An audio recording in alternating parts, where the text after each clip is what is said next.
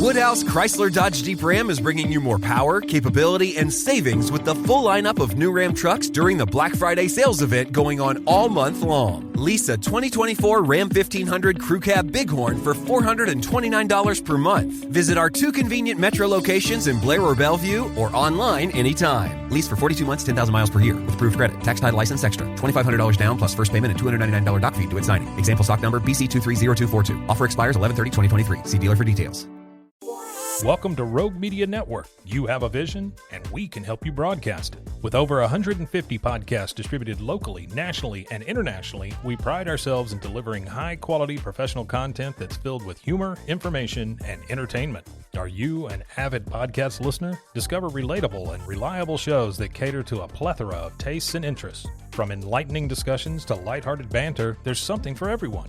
And here's the best part. You can start your own show with Rogue Media Network. We specialize in providing a platform to amplify diverse voices and perspectives, making sure everyone gets a chance to be heard. So why wait? Tune into our podcast and explore a world of ideas and stories, or step up and let the world hear yours. Call us today at 254-300-7982. Visit us at roguemedianetwork.com or send us an email at hello@roguemedianetwork.com. Join the podcast revolution with Rogue Media Network today.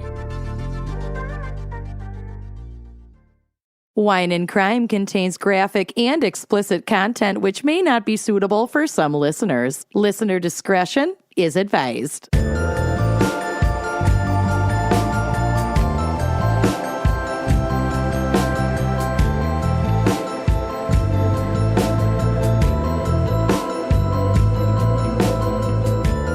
You are listening to Wine and Crime, the podcast where 3 friends chug wine, chat true crime, and unleash their worst Minnesotan accents. Oh, cowboy at the end there. I'm sorry, I just got so excited. A yeehaw crept into my voice. Jesus Christ.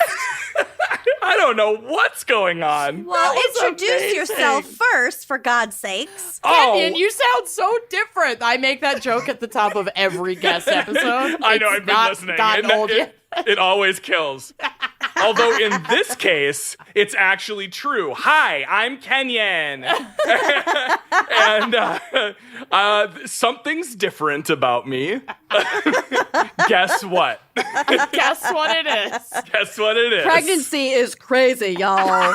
The hormones are nuts. They're gnarly. They're gnarly. Turns out there's a rare condition where the baby can turn you into Hannah Gadsby. The famous comedian from Australia.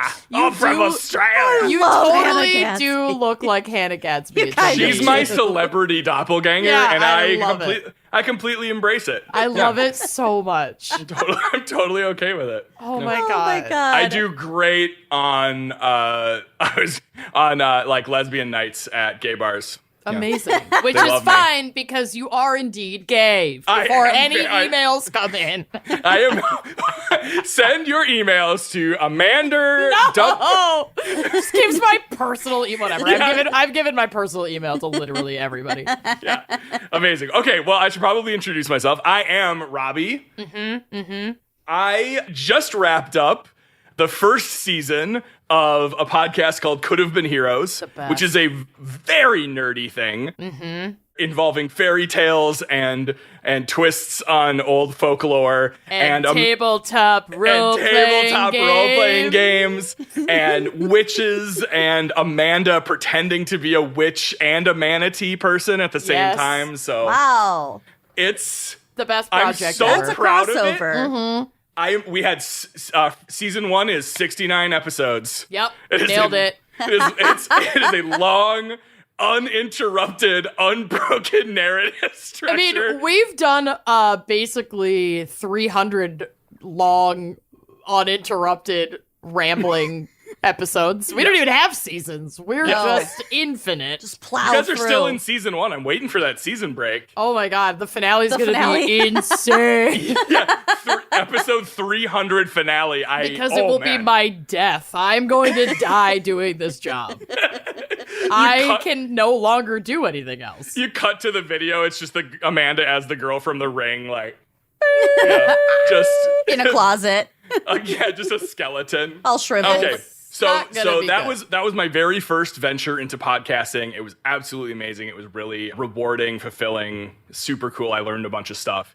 And now Aaron and I are actually doing another thing called Ghost Wax, which is about a guy who can raise the dead and make them give testimonies about how they died. So Cool. Robbie is basically the best narrative fantasy storytelling genius, and also my best friend, and also has known Lucy and I for many long moons, time. a long fucking time. Since we were like 15, Children. 14 or 15. Yep, because Robbie could drive. Yep. I was a safe choice Yep. for Robbie was gay and Robbie gay could as hell. drive. My mom's only 2 requirements. He can drive. Does he have a good record? Is he gay? Yeah. Okay, you can go out with him. Okay, you Yeah. have a good. You can go You out. have with him. have a good time. Okay, you can have sex with him. Go on, you have a good time. Okay. If it puts our friendship into a little bit of chronological context, Robbie took Amanda and I to a anti-Iraq war rally. Like anti-George Bush. Yeah. Before we invaded. Yeah. Yes, we went. It was like just after 9/11. Yeah, it was post 9/11, and it was please don't destroy the entire Middle East in like furious retaliation. Didn't work. Didn't work. We tried. Yeah, we've been friends for a minute. A long time. A minute. An Yeah. entire war. I was Yeah. 18. I had just moved. I was doing like student teacher work for my dad as he had just started teaching at your school, and I was carrying files or something into the art center on 7, and I heard these girls laughing at the other end of the hall, and I was like, I must know them. I must. And I followed He the heard sound my of screams from I around heard the the corner. sound of Amanda's cackling and followed it to Amanda and Lucy, and we've been friends ever since. Yep, it's true.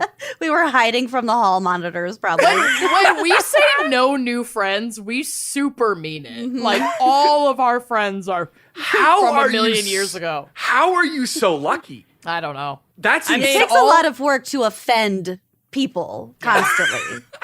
It made it. Yeah, I forgot where my mind was going because I'm high, which is a good segue into Lucy. Do you want to introduce the episode today? I sure do. Oh, yeah, I'm Lucy and the other one's Amanda. Oh yeah, I'm Amanda. I take up a lot of space in any given room, so I got see why this. it took you guys a minute to get to you. Sorry. I'm just very excited and nervous and thrilled to be. Don't be just nervous, thrilled. you sad The dreamer. stakes couldn't be lower, honey. You got this. Could You not be got lower. this. So today we have for you a very special fan pick. Well, kind of. A very special sponsorship. So this was Oh. actually a gal's pick. And by that, I mean it was a me pick because my friend Ben jokingly suggested this one time. And I was like, yeah, sure, why not? So then I plugged it in and I asked Caroline Moore, our sponsor, if they would like to sponsor this episode. And they were like, sure. Okay. Yeah, Amazing. So today's Why not? topic is Fast and Furious crimes. Yes. And then I was like, I know this episode doesn't come out for a minute, but can Robbie guest on this? Because this is the longest standing feud, really, that we have ever had. My allegiance to the Fast and Furious franchise is incredibly strong. It is the greatest franchise ever made. And Robbie... Hard agree. Wait, what? You're punking me. I'm totally punking you. It's the worst thing ever. What the hell? Wouldn't it be funny, though, if I just came on and pretended to be totally pro Fast and the I'd Furious? be so fucking mad at you because that you'd... no. And so Lucy and Robbie are going to gang up on me in this episode, but I know that we'll kind of get to it. I know that my diehard Fast lovers are out there, and we are an unstoppable super minority. Dozen strong. Super minority. We are dozen Dozen strong, strong. and we will uphold the values of I don't have friends, I have family. Yeah, I know We everything choose to about go my to the family. moon in Fast and Furious number 9. Oh my God. Do they go to the moon? Listen. They don't go all the way to the moon, but they do go to space, and it is fucking perfect. And it's like the turds from Tokyo Drift. Amanda, it's so good. It's so good. Amanda and I have been friends for 20 years. Plus, yeah. And disagreed about one thing. And this is it. And this is it, This is it. And it comes up a lot. You'd be surprised how often the battle is on. Like a lot. Yeah. Holy mother of God. Can I just take a moment to say that when you asked me to be on Wine and Crime, I was so excited and happy because I'm, a huge fan. And I was like, this is so awesome. I can't friggin' wait. What's the topic? Yeah, immediately it was like, oh, what's the topic gonna be? I got to start researching. I'm so excited. And she goes, Fast and Furious crimes. And I said, are you serious? Get the fuck out of here. I'm not serious. I'm furious. I'm furious. Oh, Fast I'm not serious. I'm furious. Dude. If that's not the Fast 10 tagline. This Fast time, 10. it's Seriously furious. Yeah. Furiously oh my God. furious. I cannot tell you what a roller coaster of emotions that was when I was like, yay, are you fucking serious? I'm not serious. I'm furious. Are you furious? Unbelievable. Too furious.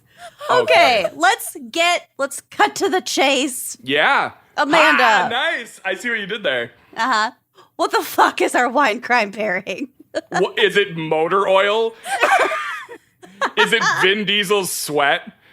Oh God, both of those would have been so good. It's just Nas. It's okay. In a mug. There was part of me that was gonna get Nas, because they make those like Nas energy drinks. Oh yeah. Ew. So I was gonna drink That that would've with been funny. vodka, but they taste so bad. Oh my God. Plus, I you'd have a couldn't heart do it. arrhythmia. Yeah, it'd be like Freaking heart Four arrhythmia. Loco. Like It would be great, health-wise. Oh my God. This For would the be the body. last. This would be the season finale of Wine and Crime. If I drank that, and I had so much amazing Winc wine. So I was like, okay, I'm gonna pick one of my favorite Winc wines to go with one of my favorite movie franchises. And for those of you who are just joining us for the first time ever, welcome. I'm sorry, and head to trywinc.com. That's TRYWINC.com/gals, because Winc Wine Club is the greatest invention known to man. It's an online wine club that delivers wine directly to your door or to a Walgreens, so you could pick it up at the same time as your copious amounts of medications. Hi, Your Nas. and your Nas. Or, if it won't ship to your state, maybe just across state lines so you can go get it that way. There you go, baby. But if you head to trywinc.com/gals, you'll get $20 off your first box. It's the most amazing thing ever, so check it out.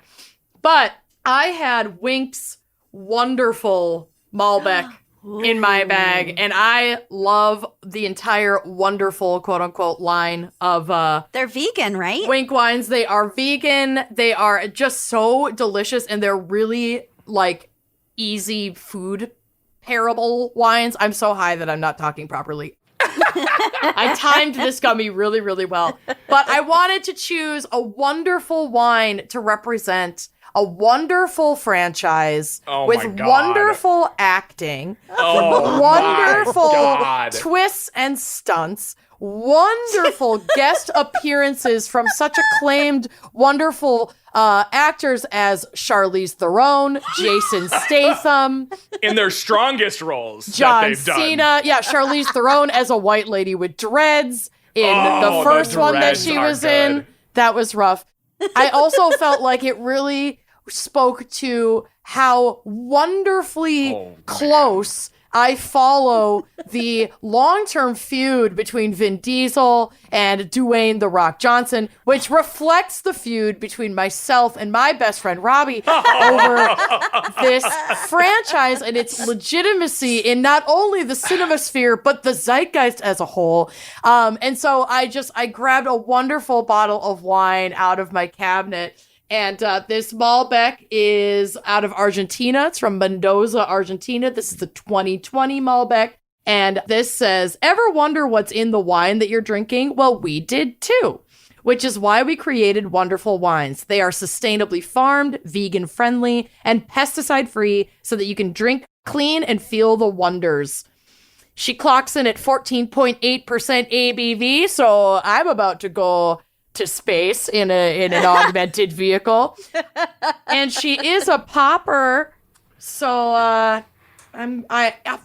lotioned. You guys.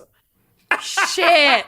That's almost as stupid as the entire franchise. Ah, nice. I was literally biting my tongue during that whole wonderful this and wonderful that. Wonderful. I also want to make it very clear that I didn't write a single note for my wine segment. That was all free association about my love of not only this wine, but this franchise. Ready? Yep. Oh! Ooh! Whoa. Really furious pop. That was Violent both fast pop. and furious. I'm not fast. I'm furious. I'm furious. Oh, Holy mother of God. I look at the color. Look how inky this Malbec is. Isn't that beautiful. stunning? I'm Ooh, obsessed. Yeah, you could What Cheers, glass are you everyone. drinking out of? Oh, I officiated a wedding for an incredible bride. Hi, Emily, and her groom. Oh. And as a wedding gift, and there may be 3, and I may have kept all 3, No, I want one. are these little etched XOXO, the Wine and Crime Gals glasses that she made. Nice. I They're want beautiful. mine. You can have Well- 2. You can have Kenyans. Well, hold on. Let's give her a chance to claim it. Kenyon, do you want your etched glass from the... No, she's cool. She doesn't She didn't say she doesn't want shit, it. so Yeah, she didn't say shit. Yeah. She's also not ever going to listen to this episode. maybe she will, maybe she won't. But anyway, Wait, let's check. Hey, Kenyon, if you listen to this part of this episode, please let us know. Yeah. and text us the word dog pig, all one word. Well, wait, she might actually just text us that, like... No, she would never. On her own, No, dog okay, pig. okay. Text us. She texts me dog pig all the time. She called. Oh my gosh, she's just been She calling calls you me a dog. That's, pig. yeah, she calls me a dog pig every other week. Text Rude. us dog pig Fast and Furious 69, all Got one it. word. All right, let's hear more about this as we drink. I hope both of you have something in your system because it's time for Lucy to take the wheel. Whoa! What's our background in psych today for Fast and Furious crimes? Oh. No psych. Oh. So, in terms of things in my system, yes, I also just took a gummy. Yes. And also, I will say it was our fan pickers' request that I tell jokes throughout my segment. So, Okay. Oh no! I'm just going to start puns. now. She is so furious about this, you guys. You're about to be furious. She's absolutely for serious. She is so fucking furious about So, this. for serious. it's kind of weird. I only seem to get sick on weekdays. I must have a weekend immune system. Oh my God. Oh my God! No. What are the odds that the Lucy is just pretending that the person asked for these jokes? Oh my God! No, you can read the email, but also I would totally get away with it. I will be reading the email. Cross-checking. Double check. Go. All right. Fast and Furious, also known as The Fast and the Furious, is a Also media... known as the We'll get greatest film to- franchise of all time. We won't get to that. I knew you wouldn't, so I is- stuck it in. Is a media franchise centered on a Experience. series of action films that are largely concerned with street racing, heists, spies, and family. Mostly family. You read that totally out of order. All right.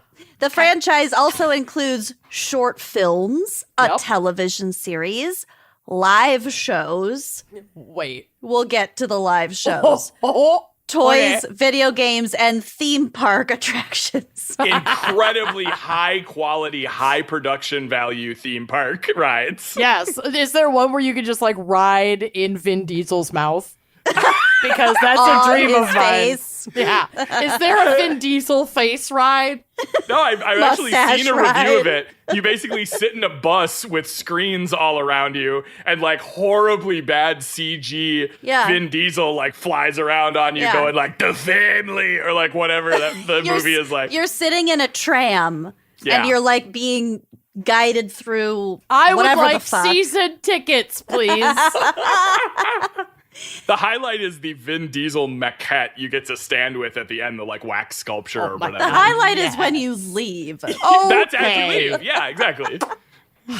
So the main films are collectively known as the Fast Saga. Oh my God. So Yes, they are. It's a saga now. I had never seen a like single Candy Crush Saga. I had God. never seen a single Fast and Furious movie. So last night, I thought I should do my due diligence, get really stoned, and watch the first installment of the franchise. And I made notes on my phone throughout. So I will just read you my stoned at midnight notes. Oh my God. That's reactions as I watch incredible. this. Okay, one thing, I just got to jump in. And I'm going to a lot. What else is new? Oh boy. First of all, if this other friend of ours is listening, what you did last night reminds me of what my friend Nick and I do, where we play Nick and Amanda Ruin the Movies, and we will watch the same movie at the same time, not necessarily talking to each other, and writing jokes and notes throughout the movie, and then we swap at the end and see how That's many of them great. are the same. It's really fun. We used to do it because he lives in Chicago, so we used to do it all the time as like a, hey, what are you doing on Tuesday night? Let's watch a Nick Cage movie at the same time, and then like G-chat our insane jokes about it to each other. Anyway, Not the bees. so the first Fast and Furious movie is not ideal. No shit. It's not ideal, yes. okay? Too Fast, Too Furious starts to understand who she is. She gets to know what she's doing. She starts Who's to not she? maybe take... She is the franchise as a whole. Oh, okay. The Fast and The Fast and the Furious, and she is furious with you. She starts to get to know herself. She stops taking herself so seriously. Then you get to Tokyo Drift, and you're like, this is mania. What is going on? I don't even think we're on the same timeline. None of the characters are the same, except Vin Diesel's in this for 8 seconds. What's going on? What's going on with this franchise? Then it comes back to Fast and Furious. When you're getting into like the 4th and 5th movies, they really hit their stride. These are like God. cream of the crop Fast and Furious, and it has only gotten better from there. Now, continue. I have a theory about why the first one. This episode's going to be 18 hours long. It's going to be really fucking long. I just want to warn everyone. I have a not theory. started. it and might be a it's- two-parter. and it's important that Okay. I say this Okay. theory. Okay. So I think Vin Diesel is a avid Dungeons and Dragons player. 100%. He's like a big advocate for it. It's the only good thing about him. So Wow. Okay. no, We'll talk after the show because you Okay. literally are coming over. So, yeah. So because I miss you. we're gonna continue miss this you. fight into the wee hours of the evening. I Both of our guarantee it. fiancés are just going to go run away with each other. Themselves, yeah. End their lives. I just also have to say, listeners, Amanda, I've known her for a really long time. She is smart. She does have good taste. You wouldn't know it. Don't hold her love of the Fast and Furious franchise against You two her. are so violently wrong. Like it's an act of violence against all of mankind how wrong you are. Can I get through my segment? Yeah, go ahead. Oh my God. All right, Go I'll tell you my ahead. theory later.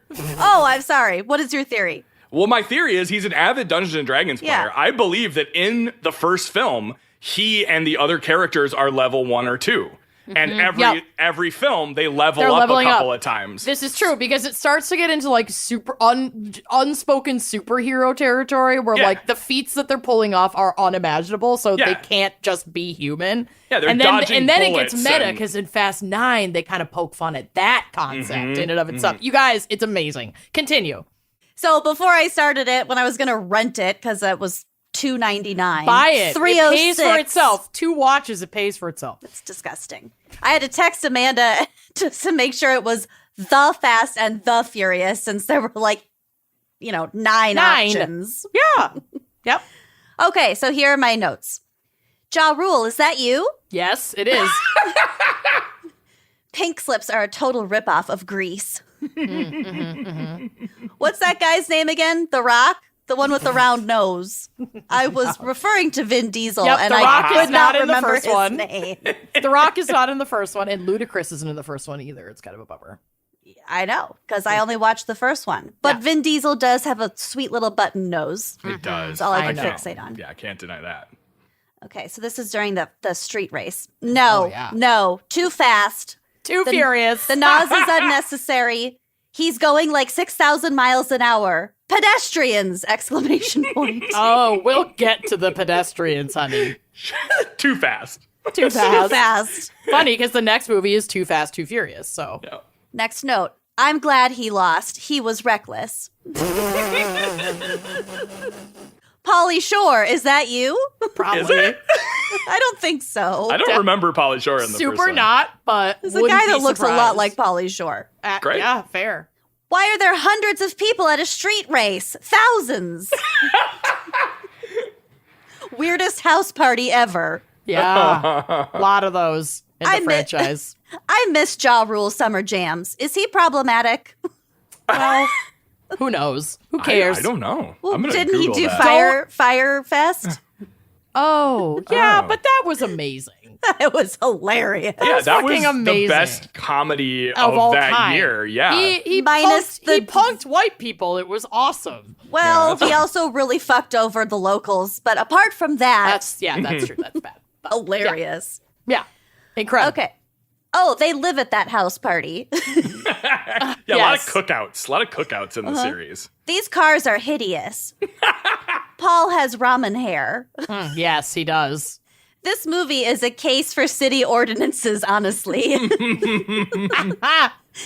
Did he just say race wars in relation to Honda Civics? Yes, he Oh, did. God. Yes, he did. I don't get what the plot is. Are they stealing carburetors? Is that Pauly Shore? They keep saying race wars. Mm-hmm. Oh, he's a cop?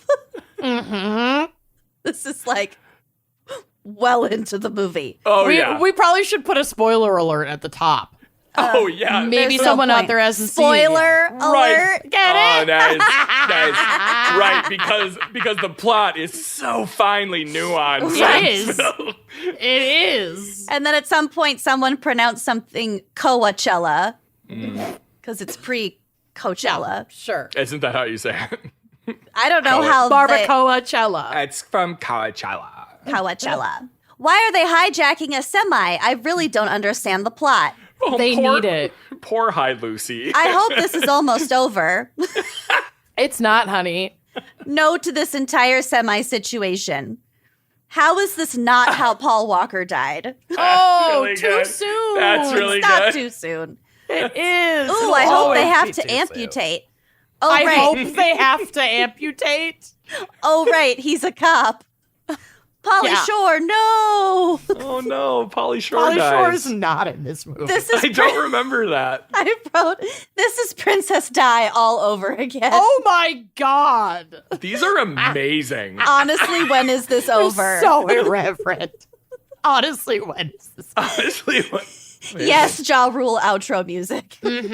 Okay, so you made it. I made it. Wow. Barely. I Wow. was really over it. Well, Holy if, shit. If you need an in-depth explanation, we can do that for Patreon. Well, I may have to rethink what I think Everything you ever thought you knew about. about Fast and Furious. No. I may have to rethink what I thought about Twitter because This is what Twitter is for. Yeah, Lucy Stoned just telling us what she thinks about Fast and the Furious. The first one from as she watches it. like 20 years ago. 2001. Yeah, Peak. so more than 20 years ago. Oh my Yeah. god. This franchise is as old as our friendship. Yep. Literally. Yeah, then you should treat it with that much love and care like a baby bird. Maybe maybe the first film just hit different in 2001, but it did not land for Yeah, me last it's night. not great. It's not a great start. It's not a great pilot episode, but my God. Pilot episode, it's a feature film. Yes. Spent Yes. so much money. So many stunt people risked their lives to Yes. make that pilot. episode. And my God, has it paid off? Oh, I do have a picture on the drive, which will be on the blog, of a still of Paul Walker leaping from the car to the semi. in the middle of the highway. It's amazing. He's doing like a barrel roll boot kick. It's so fucking stupid. New boot goofing over here. Good God. Look at that spoiler. Oh my God. I can't believe how much you don't appreciate this. So I just found out I'm colorblind. The news came out of the purple. Oh my God. Oh my God, that was a joke. I was like, wow, she was really stoned. Wow. Yeah, that are these was one still of tweets? No, I'm peppering in my jokes for Caroline. Got it. And I hate it. Continue. Okay, so The Fast and the Furious, The Fast and the Furious is the first film in the Fast saga from 2001. Then we have Too Fast, Too Furious, numeral twos, in 2003. The Fast and the Furious Tokyo Drift in 2006. Fast and Furious in 2009. They couldn't come up with a word play for the fourth one. Nope. Seriously Furious. Seriously. It's fucking stupid. Foreskin of the Furious. Then we have Yes, see, I'd watch that movie. Furious Foreskin. Furious. It's just There about are angry ointments. dicks. Yeah, of course I'd watch that. Take this furiously. Oh my God, it's coming for you. You can find an over-the-counter topical ointment to fix that. Then in 2011... But if we drop below 50 miles an hour, Wait, it'll that's explode. Speed, you asshole. That's the wrong movie. That's the other car movies. Yeah, sorry. Yeah, there's two car movies. There's It's two- Speed and There are two car movies. Yeah. And the movie Cars. And the movie Cars is not one of them. No, that's animated, right? That doesn't Doesn't count. count. They're not Can actually still cars. be a movie. Oh, it can't. No, No, such it's thing. not one of No. the two car movies, Lucy. It's not one of the two car movies. You can't Okay. sit with us. I am halfway through my list of stupid names of these fucking movies. In 2011, we have Fast 5. Brilliant. In 2013... I think Fast 5 is my favorite in the franchise. That's the one where they drag the safe through Miami with like Dear God. two Dodge Chargers. Yeah, and and it's like the safe is at the size of my house. Drag this safe. The safe the size of a My garage. Through so good. a metropolitan city downtown. I think somebody also put together like an approximation of how if Yes. this were a true to life movie Scenario. how many people would die in each Fast and Furious movie, and it is in like the thousands. Like they would wipe out entire cities. It's like the movie Taken. He kills like 800 people to save his so daughter. many people. They are swinging that giant safe around. Yeah. Vault. It's a vault. Yeah. They're swinging it around like a medieval Morning Star. It's amazing. Like, whipping it around. I mean, hundreds of people. That thing would have come So out good. covered in human gore at It's the so end of that. Yuck. It's so would- good. Just a meat grinder downtown situation. Jesus Christ. A blender. Yeah. I mean, An it's open absolutely blender. horrific. Oh, Human gore. I gotta rewatch Just Fast 5. It's so good. Viscera. Viscera. Yes, Viscera. Also, after you're done reading the names of these movies in order, will you go back and do them in chronological order? Because they don't fall in the storyline in the chronological order of the reality of our universe. Oh my God, are you shitting me? I'm not doing that. Okay, well then I will. I don't think I invite can you to do not that. do that. I haven't even read the list. I started Keep going. 10 minutes ago. Keep We're going. Just talking about all of them. Then we Go have Fast ahead. and Furious 6. Then we have Furious 7. Then we have The Fate of the Furious in Fast 2017. F8. Fate. Get it? I F8. do. Then we have Get it? F9 in 2021. And Fast the one 9, coming baby. out next year is Fast X. The 10th and God willing final. Okay, but That- the order in the Fast and Furious timeline is The Fast and the Furious, then the turbocharged Prelude, then Too Fast, Too Furious, then Los Bandoleros. This is like including the spin-offs and the They're short films. shorts, yeah. Oh my God. Then Fast and Furious, then Fast 5, then Fast and Furious 6, then Fast and Furious Tokyo Drift, then Fast and Furious Really? 7, then Fate, then Hobbs and Shaw, then Fast 9. Why do you know this? She's a super fan. She's a super fan. Has she hidden this from you?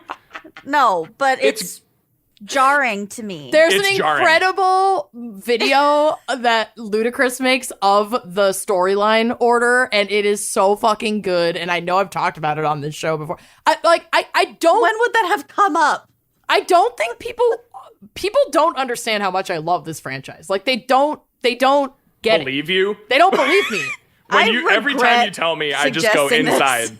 Like I the just go only in. I the just go, only nah, people she who doesn't. get it are like our friends Dave, Tony, and Andy. Like that's Yeah. it. I have three. I'm on an island with three boys in my love of this franchise. Yeah, and I am also it's best there that way. But I am like throwing things and You're there for food. We're Making going fun to of eat you. you. No. That's it. I'm the sustenance. I'm piggy. Yep. I'm piggy. I've always been piggy. That's that's sort of my fate. Here's As somebody who really likes words, just looking at this list of titles and all the different naming conventions makes me want to vomit. I know. So Like, good. It's It is so so good. crazy. You want to know what'll drive you more insane? I couldn't even copy and paste this. I had to type it out by hand. Oh, poor baby. I know. It was. so sorry. It took me a long time. You're doing a love this. really good job, by the way. Thank you. Yeah. I have a fun fact for you. Oh, good. What? Paul Walker almost did not get the role in the first movie. Oh. Producers also considered Mark Wahlberg, Oh. Yep. Christian See, Bale, that would have made more sense to me. No, Mark Wahlberg would have ruined it. Christian Bale, and Eminem. That's the only No other comparable shit. choice. Only other comparable Eminem. choice. I would watch it if it was Eminem. He brings Hun- a grungy element. Yeah. Absolutely appropriate. It's true that Paul Walker is extremely pretty. But Yeah. Paul Walker really made this role, this character blossom and bloom. He really he made was it his awesome. own. I just, God bless. I tried to watch a Fast and Furious movie last night before this. Couldn't quite bring myself to do it, but I did watch Paul Walker in Joyride instead. Oh my God, that movie is amazing. It's so good. It so does not hold up. Hey there, Rusty Nail. This is Candy Cane, totally a Candy woman Cane. on the CB. Did you ever see Joyride, Lucy? I don't know. Oh, it's you so would good. love it. You would love it. It Is that the like, one where, like Alicia Silverstone's in the trunk or something? Nope. No, No. no. So Joyride is a movie where two brothers just two brothers. pretend to be a woman on a CB radio and they run Because they afoul. like buy this shitty old car Yeah. to take a road trip or something. Yeah. And there's a CB radio in the car, and they're like, "Let's fuck around with it," and basically catfish truckers. And the trucker gets like homicidal. Yep. Isn't there a Well, scene where like yeah. someone gets pinched between two like bumpers? No. Maybe. Maybe not. No. Just watch it. You'll love Just it. watch it. It's amazing. It's Okay. actually really good. It holds up. I love it. Is it a horror movie? Yeah, bit. but it's a horror in the way that like Cabin Fever was horror. Like, Yeah, you it's love. total- Cabin I know you Fever. love Cabin Fever. Yeah, Okay. it's not a scary movie. It's just like a fun Yeah. thriller. You Okay. got this. Jeepers Creepers. That's actually a scary movie. It does have some scary parts in it. Especially the director is scary. He's a pedophile. Oh, maybe I don't want to watch that. Okay. Well, you can still like the movie, right? I mean, Yeah. Um, I don't know. What do you call a bundle of hay in a church? God damn it! I hate you. A pew. A Christian Bundle of- Christian Bale. Oh. Speaking of Christian, but God damn it. Well, in my notes, I wrote "speaking of" because I had Yeah. just said Christian Bale, but Yep. Robbie had also just said pedophile. So Yeah. I'm so Speaking sorry. of, wouldn't have worked. really, really rough transition from. Speaking of. you know that movie you like? Yeah, the director is totally a pedophile. we were all just like, oh, Yeah, sorry. That's my energy. That I just ruin things for people. I love it. That's my energy. Also, I totally thought you were gonna say Christian mingle. Oh, What do you call a bale of hay in a church? A Christian mingle. Oh, it's called no. a Christian mingle. I don't know why, but it was funny to me, so I shared. Did you guys know that your pupils are the last part to stop working when you die? Mm-hmm. They dilate. Oh, We're no longer speaking. I love it. It's so dumb. All right, this is for fucking hate this is for Amanda. Circling back to the live tour I mentioned Yes, earlier. I need this. that Universal put together in 2018 called Fast and Furious Live, because again, not a lot of creativity here. Listen. Holy shit. Stay true to who you are, man. It was a series of live shows which combined stunt driving, pyrotechnics, and projection mapping to recreate scenes from the film and perform other stunts. Oh my God. During production, thousands of stunt performers and drivers auditioned. Died. We're terribly injured and underpaid. Burned beyond recognition. Recognition. We'll ask another one. Throw him in the bin. In the pile, in the pit. Add him to the pile. That's how they build their ramps. Holy shit. Oh. No, during production, thousands of stunt performers and drivers auditioned and were required to undergo a 4-month training camp if selected. They don't fuck around. You got to get these right. Additionally, parkour athletes and stunts requiring both drivers and parkour practitioners, quote Hell unquote, yeah. are also featured. Critically, it was not received well. No. Bit of a flap. Ryan Gilby of The Guardian wrote, quote, large sections of seating were closed off. Entire rows in the rest of it were empty. And the only danger in Fast and Furious Live is the audience might die of carbon monoxide poisoning or boredom. Oh my God. That is scathing.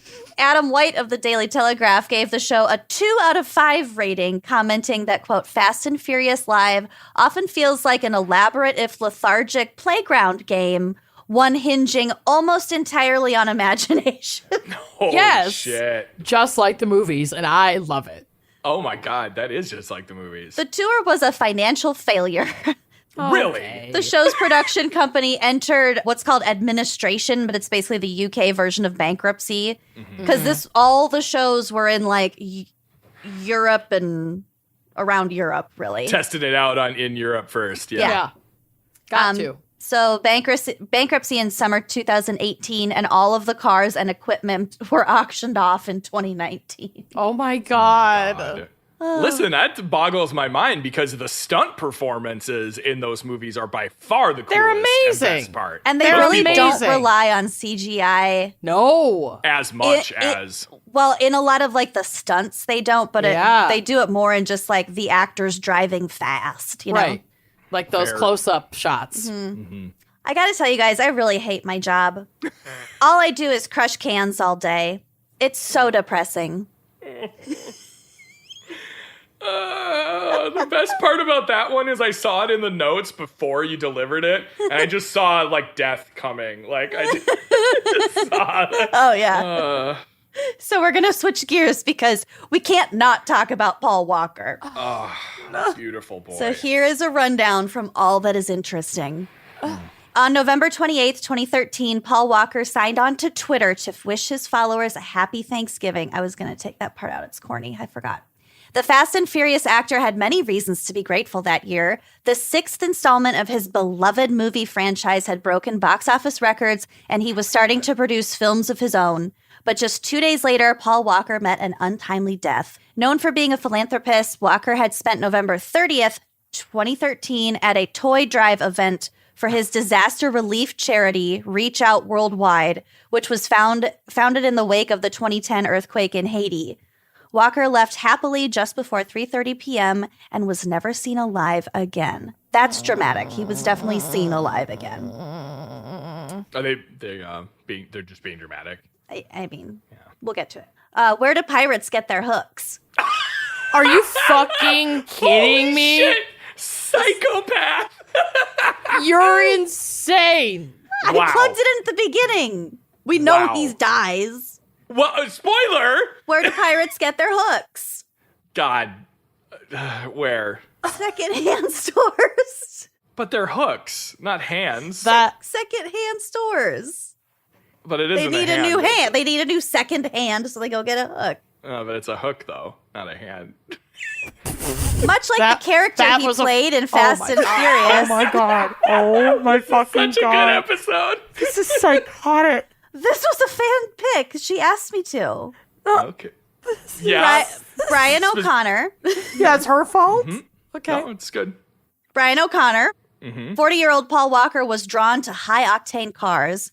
In fact, that day's charity event was held at a high-performance car shop owned by Paul Walker, and his friend Roger Rodas in Santa Clarita, California. Walker and Rodas had planned the event to help the survivors of Typhoon Haiyan in the Philippines. Oh, my God. What a good guy. Yeah. At about 3:30 p.m., Walker and Rodas decided to take a 2005 Porsche Carrera GT with Rodas driving and Walker riding shotgun for a spin to test it on a popular drifting curve at an office park in the Valencia neighborhood of Santa Clarita. The car was known for being hard to handle and only a few hundred yards away from the shop. So, like, right when they took off, Rodas lost control of the vehicle. The Porsche was traveling at about 100 miles an hour before it hit a curb, a tree, a light post, and another tree before bursting into flames. They were both wearing seatbelts, but it wouldn't matter. Yeah. That's not a thrown from the vehicle or what, like, kind of death. That is a... There's a picture of the vehicle. It's so bad, you guys. It's so bad. It's so up. scary. It's barely recognizable as a car. I mean, what a fucking horrific and terrifying way to die. It's like, all my personal feelings about this movie franchise and Paul Walker and how, like, this poor man, I was so devastated when he died. You were? Like, oh my God, I people, remember. like, sent flowers to my work, and my colleagues at work, like, What? literally changed the welcome message on our point of sale system to say, Amanda, we're so sorry for your loss. And then, ironically, my dad died, like, a month later. Yep. So it got kind of melted in with other grief. But when I say I grieved Paul Walker, I grieved Paul Walker. Mostly because of this franchise. Like, I didn't know that much about him, but I was, like, so excited about the expansion of this franchise. And then he fucking died when it's hitting its peak. Yeah. It was peaking, and then he fucking died. I was so devastated. So devastated. I cried like a person cries over a person they know. I was have going never through a lot. experienced that flavor of emotion before. Robbie was there. I was there. I can vouch for all of this nonsense that was completely true. Nonsense. And I'm sorry. Don't mean to belittle your feelings. No, please. But it was just crazy. The whole situation was just crazy. Like, it was such a bummer, and your reaction to it was so shocking. I am blown so away. Disconcerting that she was in such deep grief. You guys, I was dating that DJ. Things were not going great. You were That's true. projecting a lot, Fair I think. Things were not going great. And then Paul Walker died, and then my dad died like 3 weeks later. But you can't attach the two because he hadn't died yet. You're grieving Paul Walker. No, I know. Point. I'm just saying, at that point, I was grieving Paul Walker, but stuff was building up. Yeah. Okay? Yeah, we were approaching punch. the finale. Yeah. Yeah. First Paul Walker, then my dad. I grieved them equally. Heath Ledger, did you give a shit? Yeah, I gave a shit, but I wasn't this freaked out. That's weird. It's weird. You're welcome. But it's, you've met her, right? You've met what she's like. But that's weird even for her. You know what I'm about, guys. You know what she's like. Yeah. I do now. Yeah. All right. But you know what? Leave the crazy driving in the movies, Yeah, yeah. Like, Well, that's kind of what I think. I mean, yes, it's this tragic. fucking guy killed him. yeah. He was wasn't even murdered. driving. He wasn't murdered. Settle down. He was need to draw manslaughter. the line. At best, Conspiracy or at goes worst. deep. Oh my God. Well, they did end up Do suing. you think Vin Diesel had him killed so that he could have Absolutely. the franchise all to himself? I'm just putting it out there. Yes. Absolutely. Even I though know they you were guys best friends. I know this show is known for wild speculation, so I got to throw it out there. Yeah. I'm going to keep reading this because it gets worse for Amanda. Here we go. Oh, poor baby. Those attending the charity event immediately came running, including Rodas's young son, who didn't know that his dad was in the car until he noticed the make and model and then put it together. As Walker's friend Antonio Holmes recalled, it was one of the most horrific crash scenes in Hollywood history. He said it was engulfed in flames. There was nothing. They were trapped. Employees, friends of the shop, we tried. We went through fire extinguishers. Yeah. They did everything they could to rescue the two men, but the flames were too intense. In the end, Walker was burned beyond recognition and had to be identified by his dental records. Oh. According to the report, Walker's cause of death was traumatic and thermal injuries, while Rodas died of traumatic injuries. Oh. So Paul Walker, burnt. He really burned. Oh. Yeah. I think he was alive for a little bit, but Rodas died immediately. Let us hope he was unconscious. Yeah, please, for the love of God. There is no fucking way, because when he hit the impact alone. When he hit the second tree, that hit the passenger side. So that knocked him probably out. took him out before anything. He might have been fully brain dead before he even caught on fire. God, an accident is bad when you're hoping they were brain dead before I hope they his head was smushed to a slurry before the went fire up and got fucking, to him. God, 1,000%. I mean, yeah. There were no signs of drugs or alcohol detected in either men. In 2015, Walker's 15-year-old daughter, Meadow, filed a wrongful death suit blaming Porsche's design flaws for the accident because, like I said, the car was known for being hard to handle. Yeah. Ultimately, a thorough analysis found, quote, no pre-existing conditions that would have caused this collision and blamed worn-out tires and unsafe speeds. Mm-hmm. Both airbags had deployed as intended, with the autopsy stating Rodas had, quote, rapidly died of severe blunt head, neck, and chest trauma. So to me, that says he died right away. Yeah. The investigation revealed even more about how Paul Walker died. His autopsy noted fractures in the left jawbone, collarbone, ribs, pelvis, and spine. So it was fast. In addition, scant soot was found in his trachea, which suggests that he was breathing when it caught on fire. But again, that could have been a second. Right. And the idea that he was still conscious at that time is pretty, I don't. Right. It was such a fucking gnarly scene.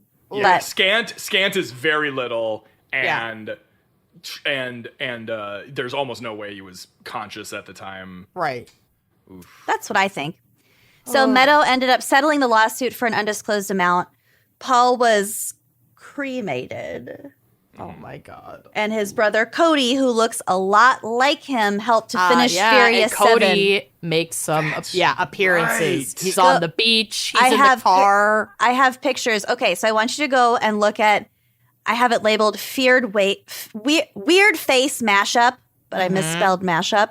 That's half Paul and half Cody on one and in face. the movie, at the end of the movie, the last one that he died before it was released, and before it was really finished, number I 7. think. Yeah, Fast 7. So at the end, he and Vin Diesel are driving alone on a road next to each other, and then the road forks, and he drives in one direction, and Vin Diesel, Dominic Toretto, drives in the other direction. Yes. Undeniable. And they just did a little CGI on Paul Walker's brother, who's actually in the driver's seat in that scene. And there's him on a beach where you only see the back of him. Because in the story, they write him out of the story by being he has a family now. He marries Dominic Toretto's sister. They go off, they have a kid. And so he's out of the game. We can never have him back for a job ever again. And then that's just how they explained it away. And he never shows up again. Are you crying? No. I was kind of laughing, but yeah. Anyway, the resemblance is uncanny. She's done her crying. Yeah. Did you know that the first French fries weren't cooked in France? No, they were fried in Greece. Stop reading my notes. I didn't. One of my dad's favorite jokes that he learned from his dad was, where was the first donut fried? And the answer is in Greece. Nice. And he thought it was so fucking funny. Your dad. Well, I think this one's even funnier. Have you heard about those new corduroy pillows? They're really making headlines. I hate you so much. It was so funny. I was so excited to do this with you, and I love you, Lucy. Oh, I loved you, Lucy, so much. This before is a nightmare. I have one more, and then my segment's over. Great. I can't take my dog to the pond anymore because the ducks keep attacking him. That's what I get for buying a purebred. Oh my God. Oh my God. It took me so long. It took me several beats to get that. I'm why do they hate a pure breed dog? I hated that so much. Oh my God. Well, great job, Lucy. Should we take a moment to hear a word from our sponsors? Yes. Holy shit. So if I don't get a good night's sleep, I will be insufferable to be around, first off. I also feel physically super messed up if I did not sleep properly. Like, I will feel physically ill if I don't get enough sleep. Mm-hmm. And even just one night of bad sleep can have a full-blown ripple effect on the rest of your week. Like, game over. What's that? It might be a wives' tale, but they're like, oh, it takes like 2 days to catch up on one bad night of sleep. It's like, yeah, no, it takes me 7 days. It's called like sleep interest or Right. something. Yeah, it's nuts. So if you're struggling to get a good night's rest, or you just want to wake up a little more refreshed, check out the sleep CBD solutions from Next Evo Naturals. This is amazing. They have 2 great sleep products, the Triple Action Sleep Capsules and the Sleep Support CBD Complex Gummies. Those are my personal fave because, I don't love taking pills. But Bill, my fiance, really loves the capsules, and he takes them like every night. And both are designed to help you get the rest you need to wake up feeling refreshed. I love the gummies. I love a good gummy. It like doubles as a snack. Yeah, it's a nighttime treat. And these Next Evo Naturals I take one right before I go to sleep, and it just helps me just like kind of calm down a little bit. I find it really difficult to actually drift off to sleep naturally. Yeah. And I know I'm not alone. So Next Evo's Sleep CBD solutions help you get more refreshing sleep in a natural way. Their premium THC-free CBD features Smart Sorb technology with 4 times better absorption than normal CBD. Love it. So it features like this triple action sleep capsules that are formulated with slow release and fast acting melatonin, and they are clinically shown to support quality rest and relaxation. And you can try their delicious strawberry flavored sleep support CBD complex gummies. These are so good. These are my fave. Like I said, they double as a snack. And these have fast acting melatonin that helps you fall asleep quickly. And I mean, when I say quickly, my biggest problem is just like lying awake at night. Yeah, doom need to work scrolling either fast. on your phone or in your own mind. Yes, it's awful. But I get it. these really, really help. And not all CBD is created equal. So with most CBD products, it's a mystery if you're even getting what's on the label. Like you have to kind of try it out and see if it works for you. And then you feel like it's like a waste of money and whatever. But Next Evo's precision formulations are backed by more scientific studies than any other CBD brand on the market. That's amazing. Developed by scientists and supported by rigorous laboratory testing, Next Evo delivers proven results. These are vegan, non-GMO, and THC-free, using 100% U.S.-grown hemp. I'm going to be honest with you. I shared some of these with my father-in-law, and he isn't like anywhere close to a fan of THC, Right. and he loved these. Yeah. Help you just relax and wind down at the end of a long day. I love it. Who doesn't need that? Everybody needs it. So get a better night's rest with Sleep CBD solutions from Next Evo Naturals. For up to 25% off subscription orders of $50 or more, use promo code GALS at nextevo.com. That's NEXTEVO.com, promo code GALS, and treat your sleep. Treat it. Robbie, you're covering Kenyon's case for us today. Yes, indeed. Godspeed. Good luck. I have not read this. I don't know what you're about to do. No idea.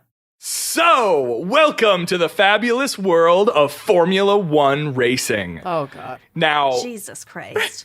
I thought for many years that Formula One racing had something to do with the formula of the gasoline that they use, the like particular what I thought. The particular No, octane. it's fun fact. It's baby formula.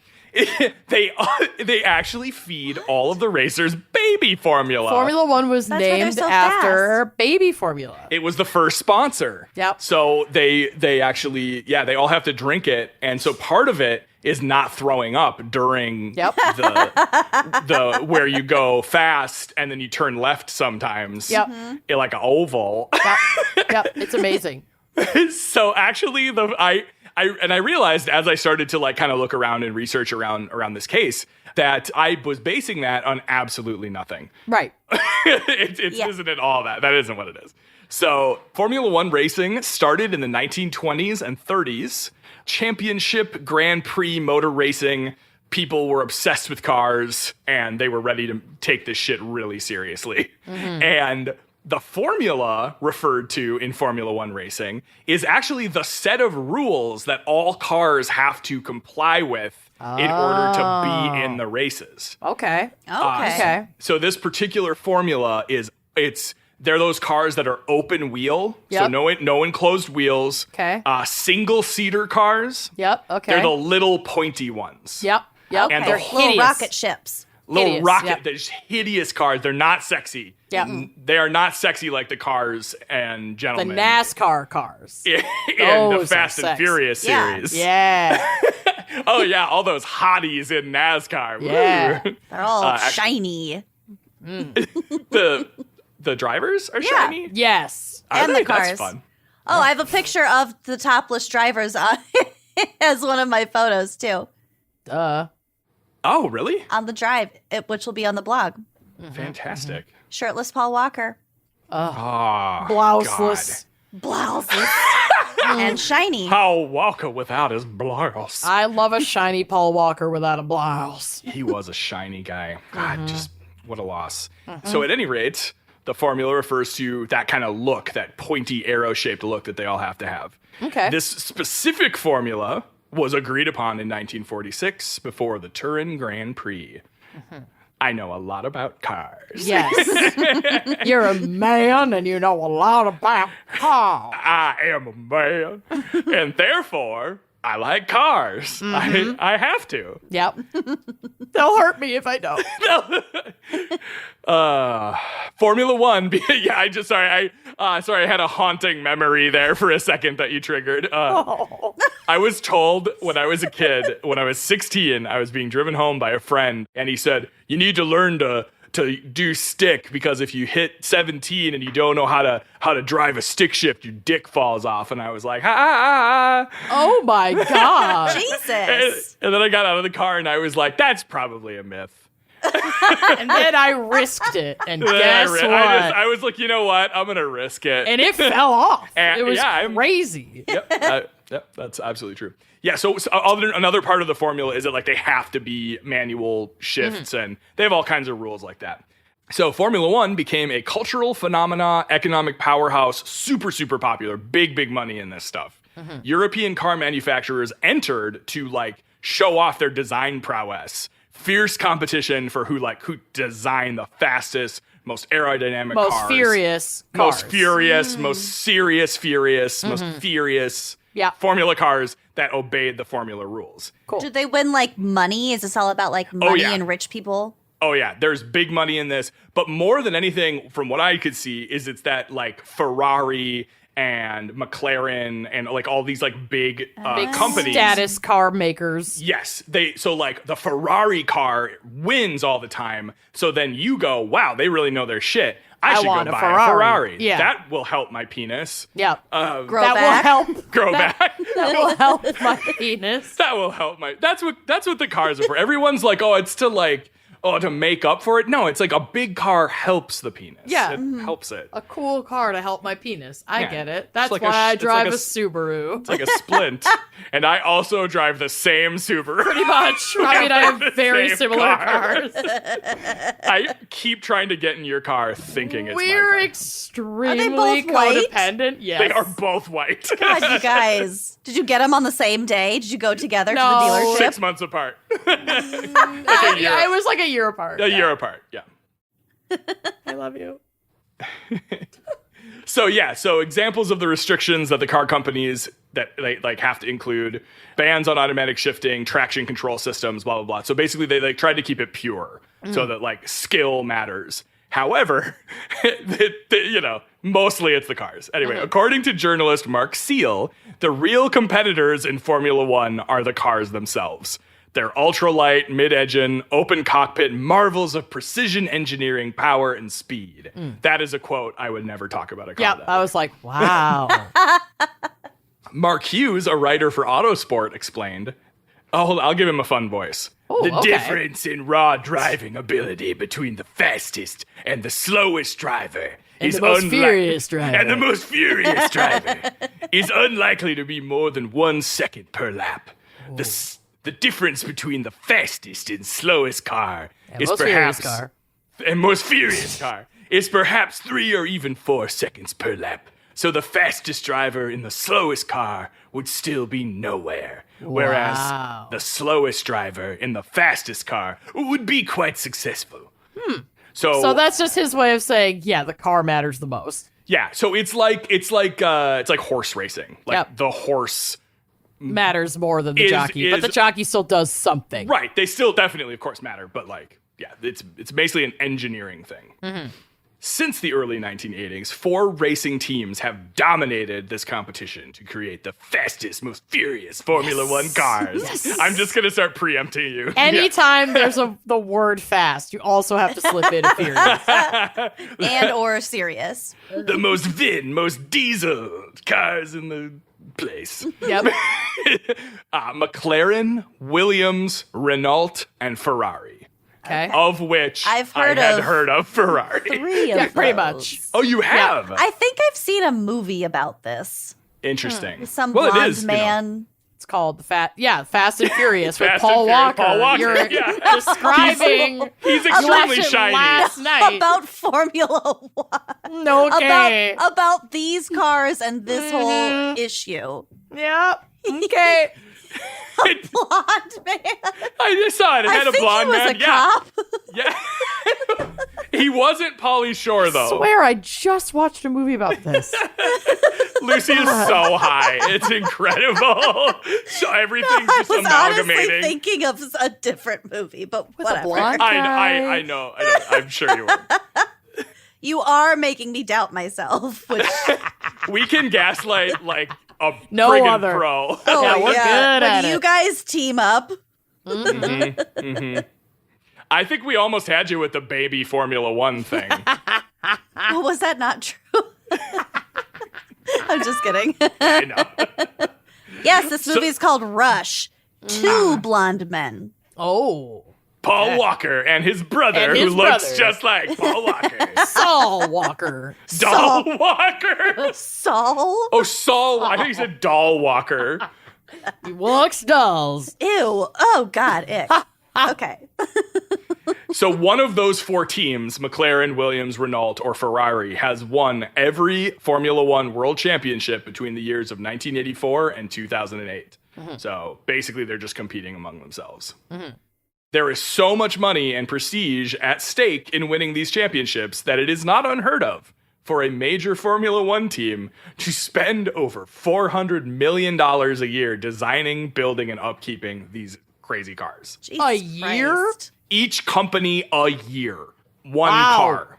Wow. So if anyone says you can't fix poverty Or climate change. We or or just- climate change You guys, we just or can't the afford racial wealth gap, it. We can't afford it. Yeah, you're right. forgiving student debt. We can't afford to send everyone to college. Yeah, you're We can't right. afford that shit. You're right. You guys are acting crazy right now, and everyone is really worried about you. hysterical. You're You're hysterical hysterical. right now. I can see your uteruses trying to take over the show, and I won't let it happen. No, not on my watch. Not on my watch. Whatever. I'm a professional soy boy beta cuck. Like I So am good. so proud. So proud of it. You know what? I'm all for a matriarchy. Let's just try Love it. Let's Yes. fucking try it out. Yeah. Oh, Yeah. A bit, yeah. A bit of an open secret in Formula One is that these teams are also constantly trying to keep an eye on what the competition is up to. spies. Spies. Yes. This case is actually later referred to as Spygate because everything's a friggin' gate, right? Love Oh, it. for God's sakes. Yeah. So this happens in a lot of really competitive sports. Like, what was the guy, Mike Bielechek? I only know because they make fun of him on South Park, who got caught like spying on I don't know other anything football about teams. sports. I'm sorry. You Let's are talk about asking Tara. the wrong crowd. That was a very stupid question. I'm so sorry. I'm so sorry, my uterine overlords. Yep. What was I? Yeah. Get what back was in your cage. I'm so sorry, mother. Quick before your dick grows back. Strap yourself in. I would never let it grow back. Oh my god. So, sorry, I tried to talk about sports, but we should just be talking about teratomas again. Exactly. Honestly, the highlight of this year for me So was good. when I tuned in for sports ball and you were just like, nah, I'm teeth not. and growths and hair It's in your arms. fascinating. Yeah, It it's is amazing. fascinating. It really is. And Super that's where we interesting. learned the word homunculus, and I use it on a daily basis. Amazing. I use that all the time in my like fantasy writing because the whole like making a person is such a fascinating concept to me, and that's like they use that word to mean like a manufactured person. It's really cool. Okay, so cheating in Formula One or spying and like espionage is rampant, right? Because there's so much money on the line. This has taken the form of things as little as hiring photographers to attend the opening races and take photographs of the cars and then trying to like retro engineer from the pictures what they did with them. Vehicles being lifted by cranes as they're being transported to the races and like trying to estimate like the weight distribution. So they're taking pictures of cars being moved by cranes. God. And then being like, it's sagging a little bit to the front left. They must have added something to the engine. I mean, it's crazy. Weird. This would take so much math to figure out. I Oh. hate it. There is math involved, I assume. Ugh. Yeah. Well, it is called Formula One. We shouldn't be surprised there's math. Yeah, it's Or a baby formula. It is a formula. But in May of 2007, Ferrari became suspicious that someone had tried to do the unthinkable. Not just your run-of-the-mill spying, but actually tried to sabotage one of their cars. Ooh. Da-ba-ba-da-da. Do they put salt in the gas tank? It's funny you should Because I say think that. that's a thing. Because sediment is actually a big part of this case. Ooh. I'm smart. You're brilliant. You're basically a NASCAR. You're basically a formula. Yeah. You're Formula 2. You know what? Your show is Formula 3. Yeah. Just say. I'm just gonna say it. Oh, That's nice. I'm not afraid to say it. The Fast and the Formula. The fam. That's good. So they realized something was amiss when their mechanics noticed a strange, unidentified powder near the refueling tank of a car Not that they good. were getting ready to send to the Monaco Grand Prix. Not and good. after tasting it over and over again, My God. they determined that it was not, in fact, cocaine, as they had expected to find, because this is Formula One racing, and there are all rich people, rich Europeans. Got it. Do- Got After that's- rubbing it on their gums and After- not getting high, they concluded Yeah, that it was not, strychnine. That it was.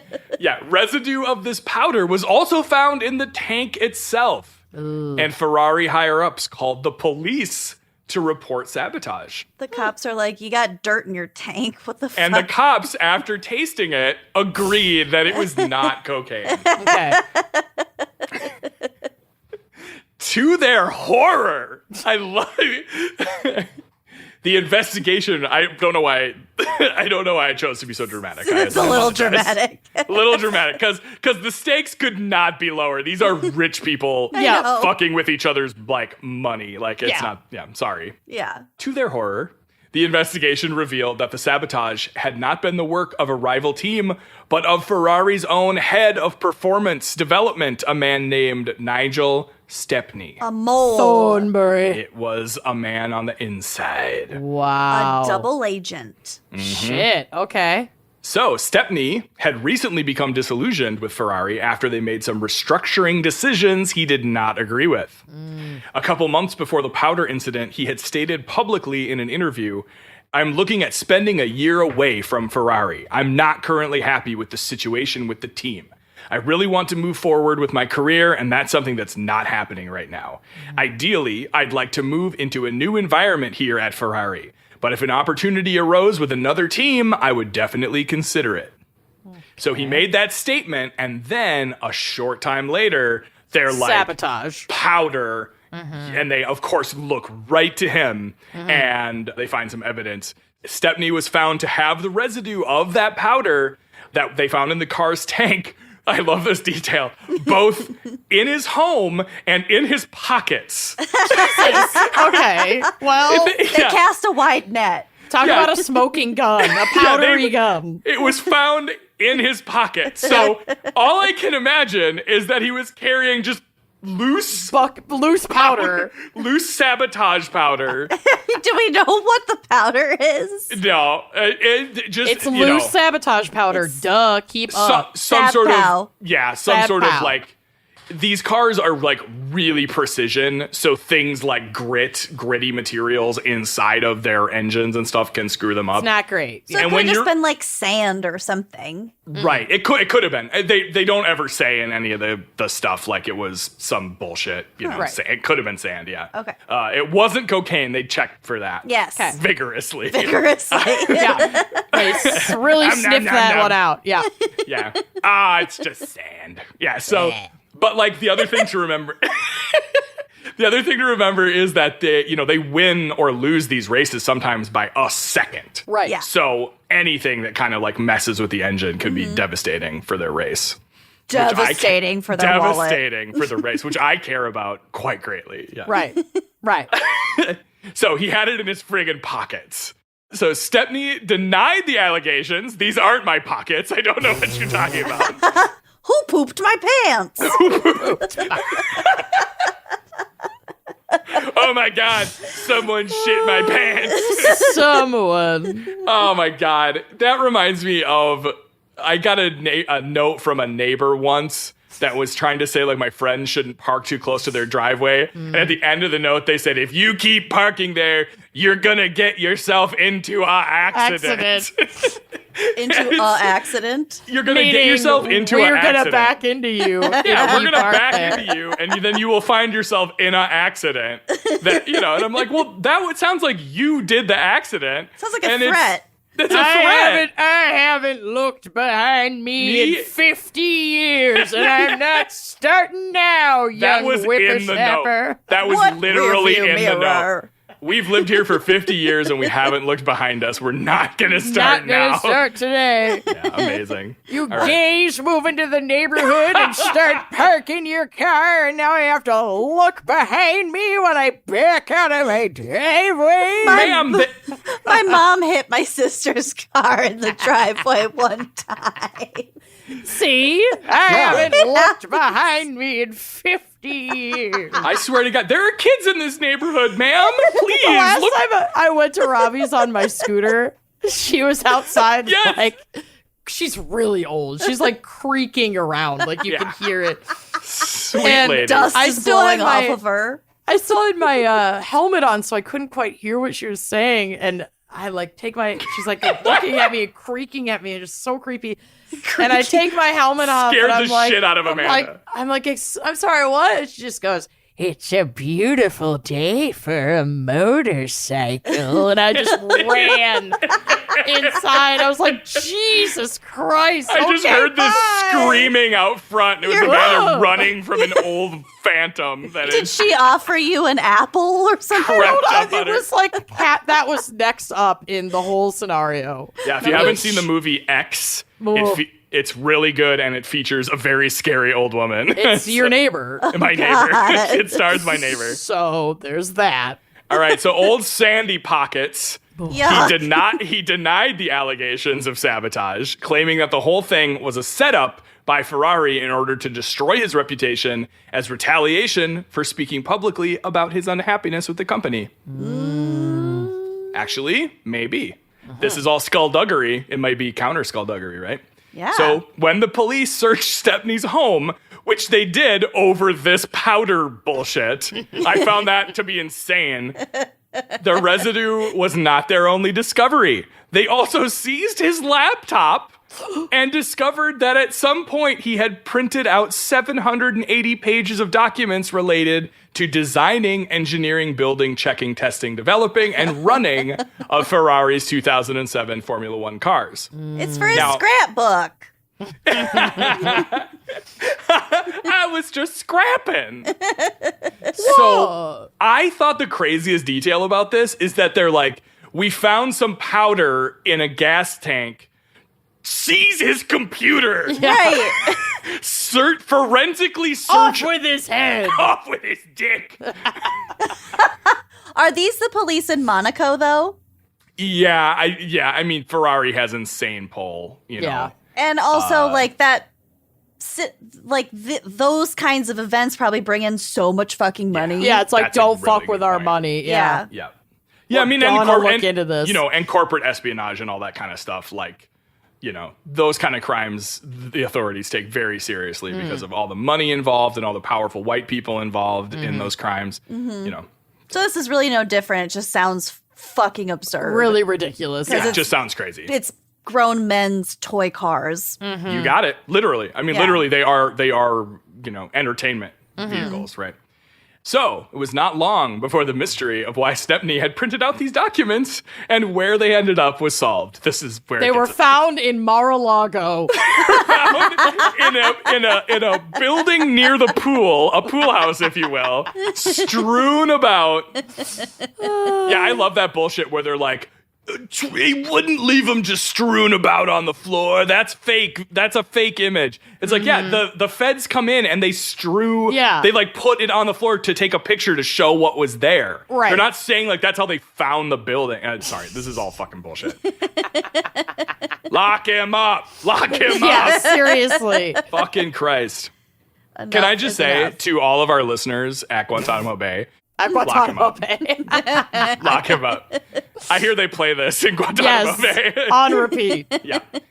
All right, so the documents, this is where the case gets kind of fun, actually. In 2007, a woman named Trudy Kuglin I love her. Wow. Okay. stopped notes. by her local neighborhood print shop with 780 pages of documents. Back again, Trudy. What a coincidence. Throwing another birthday party. She Trudy. asked for them have to for the print my documents to be invitations. scanned onto 2 CDs. Can you take these documents and please scan them and put them onto these CDs? Okay, well, Trudy's clearly not an old lady if she's requesting documents be scanned onto CDs. She knows what's up. She knows how computers do. Yep. Yep. Yeah. So unluckily for Trudy, the employee working that day was a huge Formula One fan. So, like, looked at the documents and was like, the fuck? Oh. Yes, he actually kind of knew what he was looking at. Oh my no. God. In particular, Trudy. he was a huge fan of Ferrari. Oh, so he looks at all no. these documents about like Ferrari's secret engineering plans. Oh, God. And he goes, "Oh my God. This is corporate espionage. This is God. yeah." After Trudy left, the employee took a look at the pages, so he's just got them. She left I them love with Trudy him. so much. Yeah, Trudy might be old. Trudy might be Trudy some might be old. Formula One. Yeah. This guy like has an Like a elderly legacy grandma, and he's like, "Grandma, can you just go make some? Yeah. Can you just go hand the young boy this and this and tell them you want it put on CDs, and he'll take care of the rest." CDs. Okay, grandson, off I go. And You love your old lady voice today. I really It's do. good. I actually She gotta just give you props on it. It's really good. accidentally hands over a bunch of evidence of corporate espionage, and I love it. Also, I'm 90% sure that her name is said Trudy Coughlin, but Doesn't matter. I like to say Kuglin because it Yeah. sounds more like an old lady. Yeah. It's way better.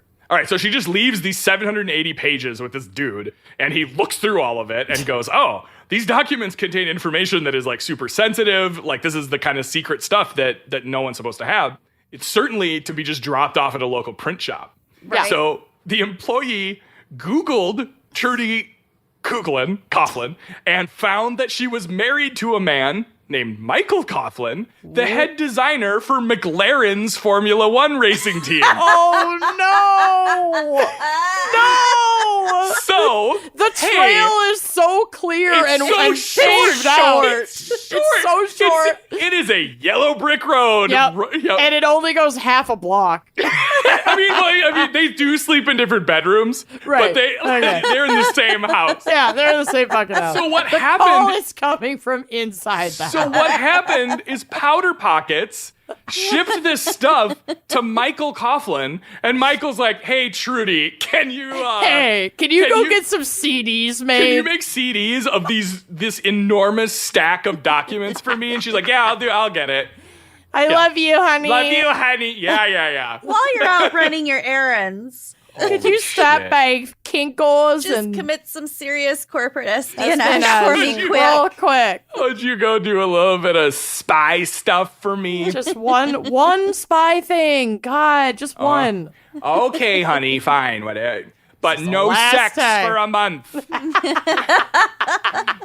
A couple days later, Trudy No sex for a while after this. Trudy withholding sex yeah, because I'll she's spy for frustrated that he is once again asking her to commit corporate espionage. It's the stupidest fucking thing. That is the weirdest, but most no specific. sex. No sex. That is the weirdest, Trudy. most specific argument. Yeah. Trudy, it is not very feminist of you to use sex as a weapon, honey. Yeah, Not come cool. on. Not cool. Oh, my God. These people. And by the way, all of these people are insanely wealthy. Oh, yeah. I hate Insanely them fucking so wealthy. much. They're the worst. All right. A couple days later, Trudy shambled on back to the print shop. On back. Creaked on back. I love Trudy so much. Yeah, she's amazing. You really Trudy's- crafted a cool character out of her. Trudy's Yeah. incredible. Yeah. She picked up two CDs with all the stuff on them and the original documents, and per her husband's instructions, she then shredded and burned all the originals Got it. But In the- someone might have made copies. in the parking lot. Oh my God. Wait, In front of the print. No, I like Holy shit. I like to believe that she said thank you, and she took her CDs and just threw them, in the car the and recycling dumped. bin Yeah, in the put it print shop. recycling bin, poured a bunch of gasoline and burned it right in front of the guy. Walked Yeah. out. Yeah, because Love. she was not being very covert about all No, of this. clearly. All right, so what neither she nor her husband could have known was that the print shop employee had called Ferrari Oh, yeah. and told them all about these suspicious documents and what was happening. This So, was of course- his fucking moment. This was his Watergate moment. He was Yeah. going to blow the lid off this whole thing. And then they're gonna make me the racer. They'll finally turn me into the Ferrari I've always wanted to They'll be. make me into a Ferrari, and I'll talk, and I'll be in a movie called Cars.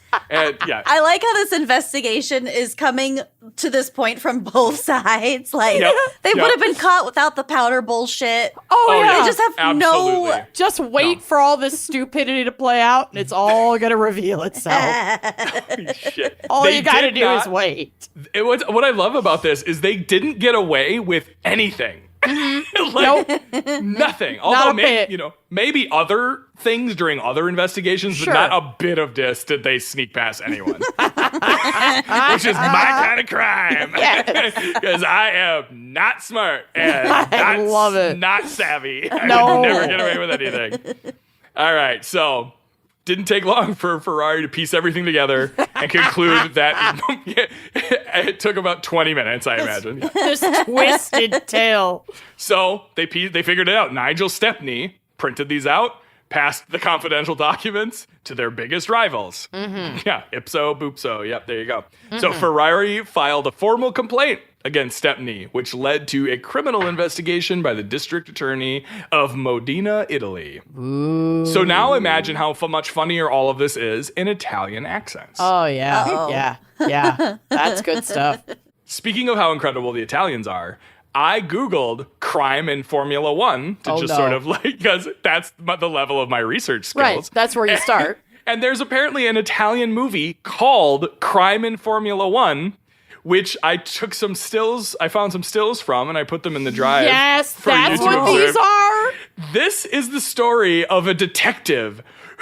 His name, who Bruno Corbucci No. wrote and directed a movie that is called Crime in Formula One, about a detective who gets caught up in a case of murder in the world of Formula One. But, is it in the French Alps? Because he's in a ski outfit in every scene. Absolutely not. His clothing It takes place just in Italy. In fact, there are scenes of him in an aerobics gymnasium. Yeah. He's jumping and doing the split. Yes. Yeah, he's doing the splits in the air. Yeah, showing off his like acrobatic skills in a full like knitted snowsuit. His clothing in this movie is fucking insane. It makes no sense. They never address it. Okay. I like this scarf that it's sort of like a necktie, but like just one scarf piece down the front. Yep. That is a murder detective. Yeah. That guy is investigating murders in this movie. Yep. You know what I think? I think that scarf has a zipper. Yeah, I think so too. And you can zip it up. And he wears it in a lot of scenes, Yeah. it looks Yeah. like. He really likes it. It's so bizarre. Jesus. Okay, You have well, to watch that's it. amazing. Yeah. Sorry, I just had to share that with you. Absolutely, because that you was did. Fucking So you bad watched shit. the movie? No, clips. Oh, okay. I have not seen the whole thing yet. No. Incredible. Listen, Fast and the Furious. It might be. It might be as good as Fast and Furious. It might be as good as Fast and the Furious, I gotta say. Okay. Idiots. There are probably Okay. fewer snowsuits in the Fast and the Furious. Depends on which one you watch. Isn't there one where they're in the Arctic and a laser shooting at them? No, that's a different. The that's like, submarine one. Is that in? Is that? Yep.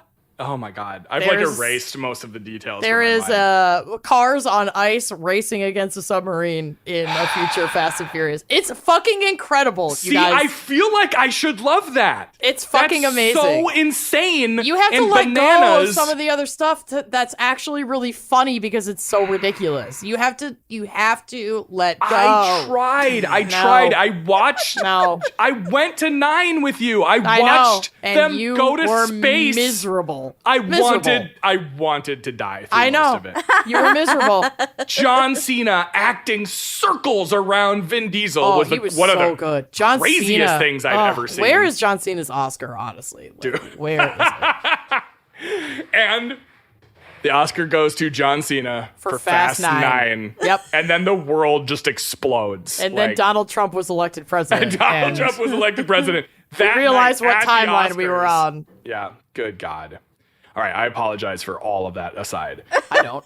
McLaren launched their own internal investigation, and in July of 2007, they announced that they had concluded, this is McLaren, this is Ferrari's opponent. Mm-hmm. They said, like, no Ferrari materials or data have ever been in the possession But of we've done our own any- internal investigation. Yes, We found no wrongdoing. No one at McLaren has ever even heard of Ferrari. Ferrari who? Ferruzzi? Ferruvu? McLaren, no employee of McLaren has other than the individual sued by Ferrari. The fact that he held at his home unsolicited materials from Ferrari was not known to any other member of the team prior to July 3rd. So basically they're saying, like, listen, just because he stole all this shit doesn't mean that we Didn't know about it. we didn't pay him to. Yeah. He hated you guys. He stole this stuff from you, but we didn't get any of it. We didn't know anything about it. Around this same time, the McLaren team was summoned to a meeting of the FIA World Motorsport Council, Hey, Jesus Christ. Formula One's governing body, Oh my God. to face Revenge of the Sith. to face charges of breaching In the Galactic Court. in the Intergalactic Tribunal. The face charges of breaching the International Sporting Code. Bring me the ring. Okay. That is a Lord of the Rings moment. We were having a Star Wars moment, fucking but I No. like to mix. Holy I like the shit. mixing of them. what a crossover. It's amazing. What? Oh my God! Can you imagine Oh, it'd be so good.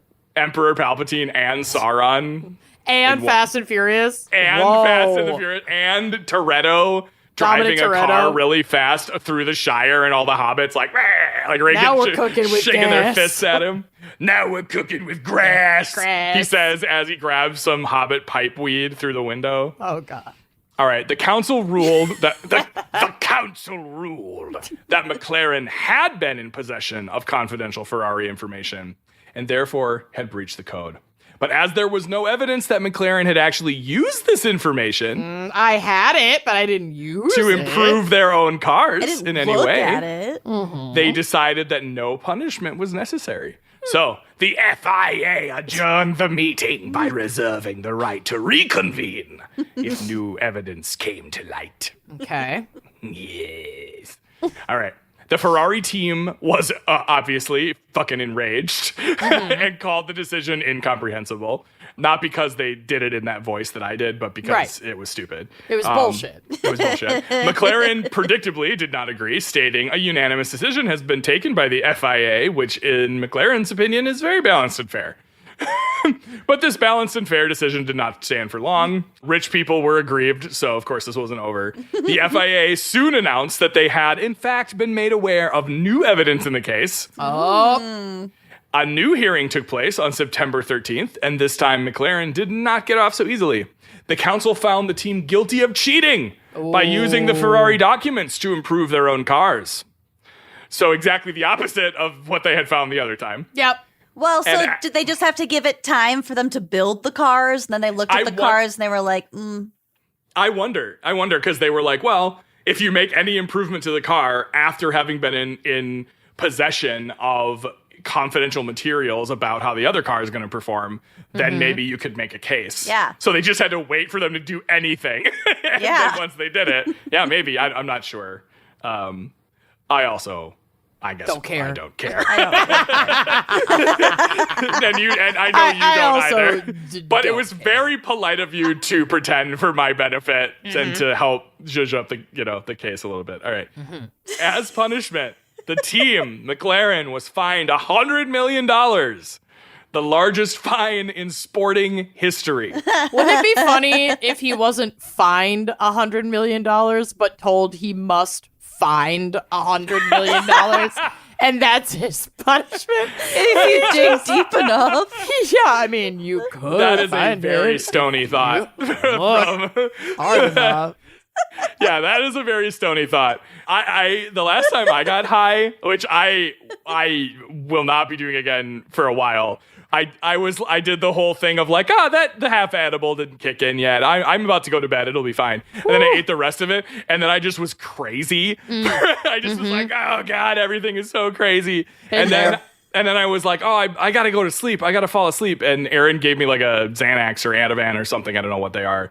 And the combination of those two things was bananas. Not great. Not good. I kept trying to read, and I would be like, I would read a sentence and be like, J.K. Rowling once again does a stupid and wait, okay, hold on. We're good. Go back. That's letters. J and K and R and O and W. Those all mean something. What do they mean? How are you not just watching Netflix on your phone at this That's point? what I would do. Put my headphones in, tune out, baby. Read? I tried turning on Bob's Burgers, which is my greatest comfort show, and I would like follow about 6 seconds at a time and then spend like 20 minutes analyzing those 6 seconds that I had seen, and then I'd look back up and I'd be like, they time traveled. Oh my God, they time traveled further into the episode. And it's like, no, you weren't paying attention for that part. The episode is just continuing. Yeah, it's just how time works. It doesn't stop because you're stoned and afraid. Amazing. Yeah. So Afraid. I was panicking. I was having a terrible time. I was fully panic attack. It was so bad. God bless. So dumb. I'm such an idiot. Anyway, $100 million, the largest fine in sports history. Dang. Yep. Good that's thing a they can lot. afford it. I was gonna say they had to lay off Cuban cigars and foie gras or whatever. Like that. We'll have to sell the third summer home. I don't know. Like probably not that big a deal, right? It's more a reputational. That part probably did hurt them. It's is an the ego reputation. thing, so The fuck ego thing. them. It was decided that they would still be allowed to compete in the 2007 season, but that only the drivers would be allowed to win titles. The team was barred from competing for the prestigious constructors title. Got it. So the drivers can still win. They're not punishing the drivers, but the cars can't win anything. And as we said before, that's kind of the point of all of it. No more prizes for the cars. No. Everyone gets a trophy. Everyone wins now. Ferrari issued a statement in response to the new hearing, stating that they were now satisfied that the truth had emerged.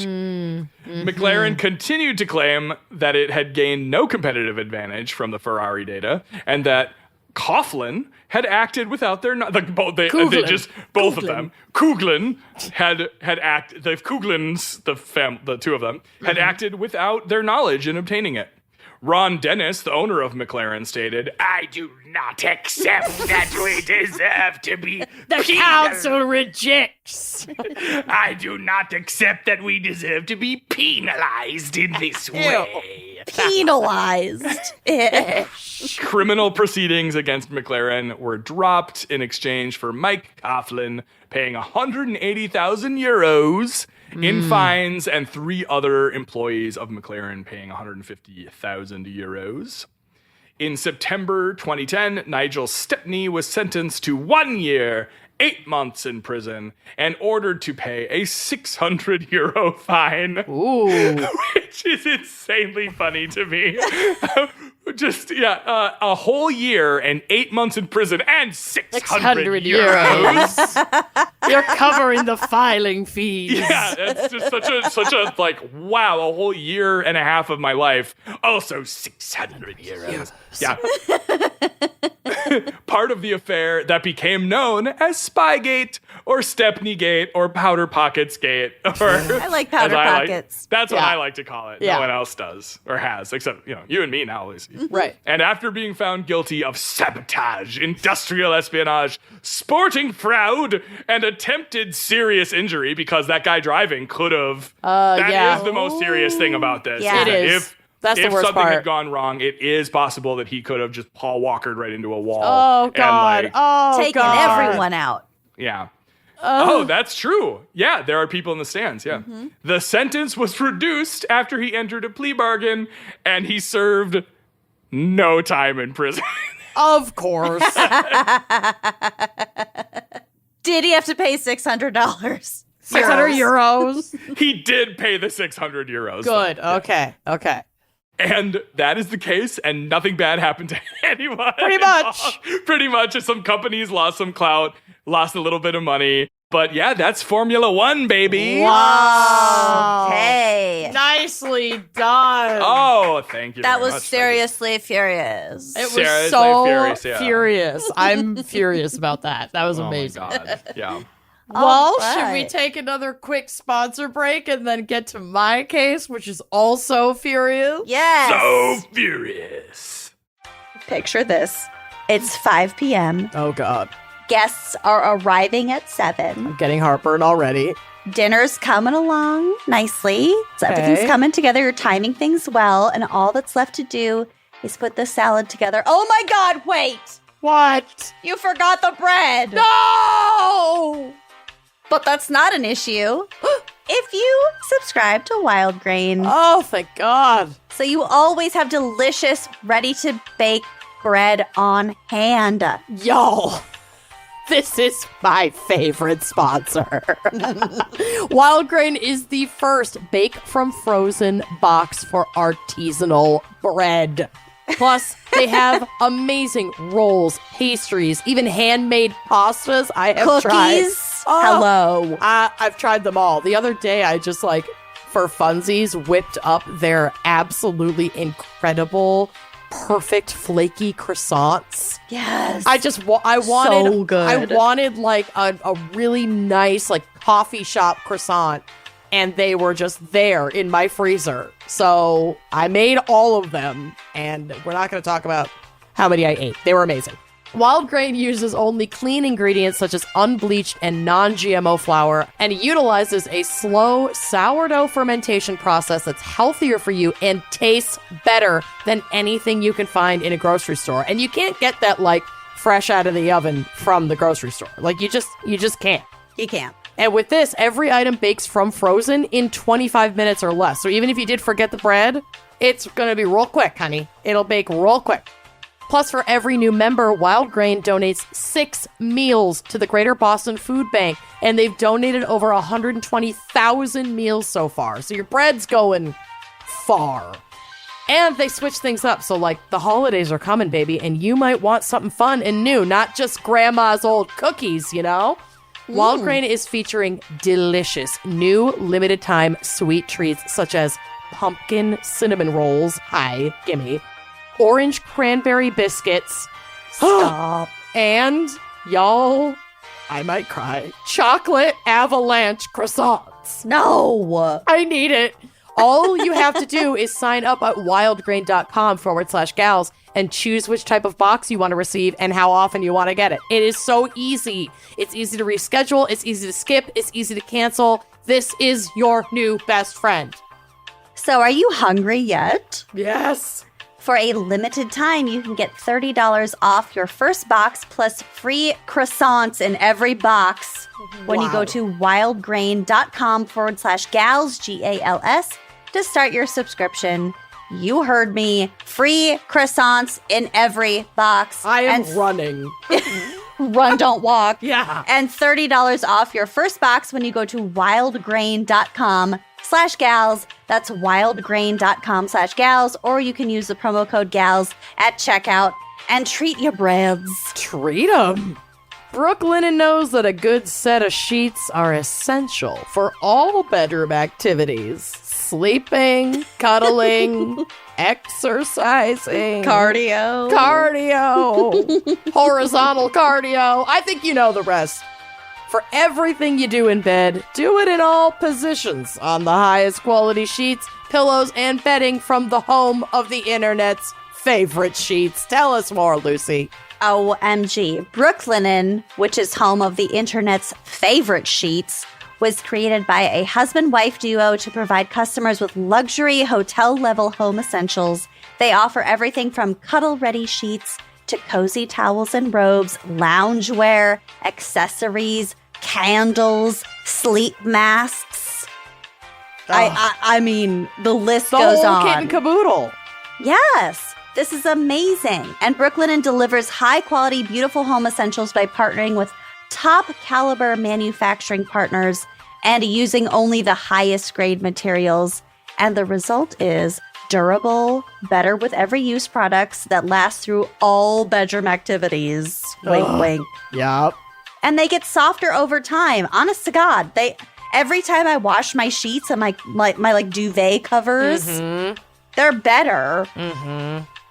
I can't. And a recent upgrade I did for my own life was just to buy like more sets of sheets and like duvet covers and pillow covers and whatever, so that I don't need to wash things the day of changing my sheets. Yeah, that's nuts. That is what nuts. I used to do. Yeah, absolutely. And I was like, not. you know what? I deserve better. You do. And at Brooklinen, shopping is easy and rewarding with their rewards program. Earning points is a breeze, and there are bonuses for referrals and birthdays and all sorts of stuff. Once you register, you're automatically a silver member, meaning you can start reaping the benefits even at your first order. That's a win-win. That's a win-win-win. Yeah. So for everything you do in bed, check out brooklinen.com today for their luxurious home and bedding essentials and use that promo code GALS for $20 off plus free shipping on your purchase of $100 or more. That's brooklinen.com, promo code GALS for $20 off plus free shipping. And treat your sheets. Trade on. Okay, so my case this week is inspired by, obviously, because all of our cases are, my favorite film franchise. And, in fact, is about a film that threw caution to the wind while filming one of the most iconic car chase scenes in cinema history. Oh. I'm so fucking excited. I knew you'd like this. So I will begin with a synopsis of the film in question. And yes, I am padding my case. And no, I have never seen this movie. For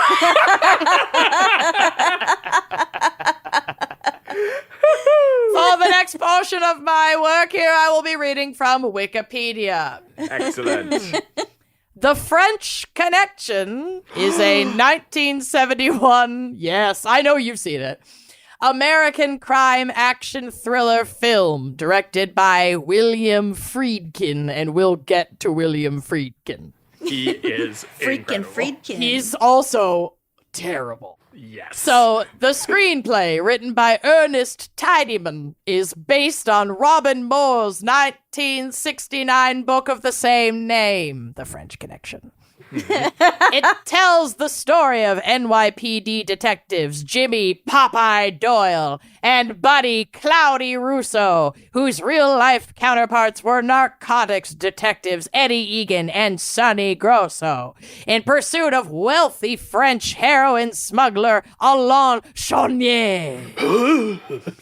Is this Gene Hackman? Yes. Whoa. The film, my next sentence, stars Gene Hackman as Popeye. Sorry. the role he was born to play. Roy Schneider, not Rob Schneider, as Cloudy. Oh my And- God. How is there so much Rob Schneider in this episode? Pauly Shore. Polly Shore. Oh, Pauly Shore. Oh my God, those are different people. I But, always like, forget barely. that. They're barely different people. Yeah, barely. And Fernando Rey as Chonier. Tony LoBianco and Marcel Bozuffi also star. Wow. At What an all-star lineup. A star-studded cast. What a cast. At the 44th Academy Awards, the film earned 8 nominations and won 5 for Best Picture, Best Actor, Gene Hackman, Best Director, Best Film Editing, Best Adapted Screenplay, and was nominated for Best Supporting Actor, Rob Schneider, Best Cinematography, and Best Sound Mixing. This is a huge movie. Yeah, it was a big deal. Tidyman also received a Golden Globe Award nomination, a Writers Guild of America Award, an Edgar Award for his screenplay, and a sequel, French Connection 2, followed in 1975, with Hackman and Ray reprising their roles. Considered one of the greatest films ever made, The French Connection appeared in the American Film Institute's list of the best American films in 1998 and again in 2007.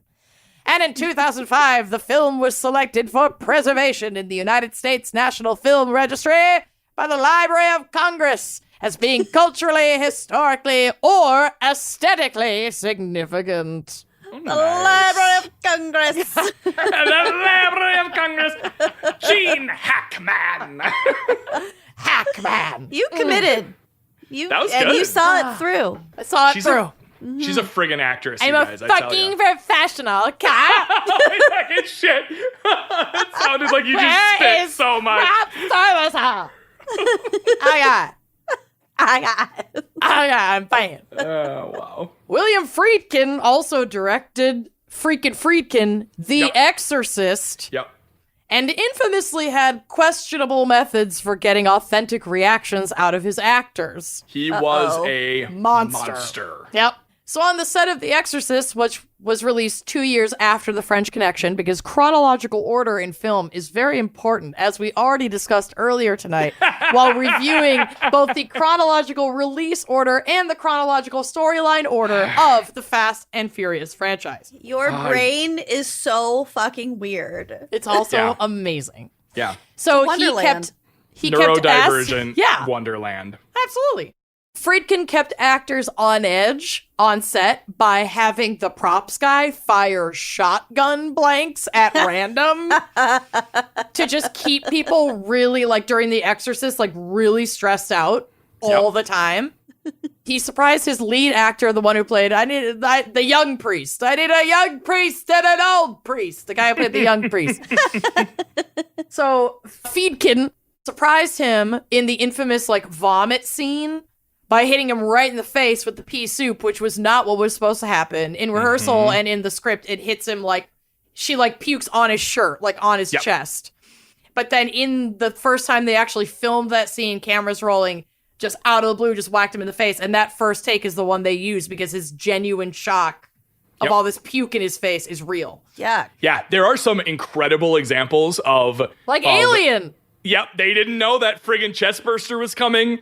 They had no idea. I think that the shark in Jaws did a jump at somebody once where the actors... I'm fine with that. It's this you know- other stuff that... I think that there's consent. Yeah. If there's consent on board, like when people go to a haunted house. Right. They You're know shit's consenting gonna to being jump out scared. at them. Yeah, exactly. Yeah. Exactly. But, I mean, come on. Like, and like you said, he goes way too far. He goes too far. He also on set slapped an actual priest, Father William O'Malley, who had a small role in this film. He slapped him right across the face to get a genuine reaction, like right before a take. Just fucking smacked him in the face. So he wouldn't get away with any of this shit now, but it was the 70s. There were no rules. Everyone's on pocket powder. Like, nobody gives a fuck. Also, he was huge at this point. Powder. He had the biggest friggin' movie in the world 2 years ago. He was untouchable. He was in, like, I mean, for other problematic people of the time, like Coppola status. Absolutely. From these two movies. Who, by the way, Coppola was the guy who kind of defended the pedophile from Jeepers Creepers. Oh, like, I'm so shocked by that. Helped him like get his career back on that. They were like he was really good friends with the family. Yep. Sorry, Stop talking about the pedophile. I'm sorry. It all circles back. So he said in an interview with Mark Maron on the What the Fuck with Mark Maron podcast, shout out Mark Maron. We met him in Vancouver and he is amazing. Genius. That he used some harsh methods on the set of The French Connection as well, with the intention of getting genuine feelings and reactions from his cast. He said, quote, "I found by treating Gene Hackman harshly, even cruelly, it would motivate his anger." Because he's like a very angry cop in this movie. God, it's one way to do it. I know, right? He didn't like authority, and he didn't even like acting that much. Holy shit. End quote. That's what you want from your director. Yeah, I took literally all of the joy of the craft away from him. I was cruel to him. No. But his relentless search for authenticity in his filmmaking would go beyond just being an asshole and fucking with people on set, and make its way out into the public when filming the infamous car chase scene in The French Connection.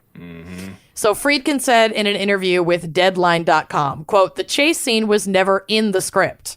I created that chase scene when the producer, Philip D'Antoni, we just spitballed ideas." So he and the producer just dreamed up this chase scene. "We walked out of my apartment, headed south in Manhattan, and we just kept walking until we came up with that chase scene, letting the atmosphere of the city guide us." This guy sounds like a fucking douche, but whatever. Yeah, I didn't know this part. The steam coming off the street, the sound of the subway rumbling beneath our feet, the treacherous traffic on crowded streets.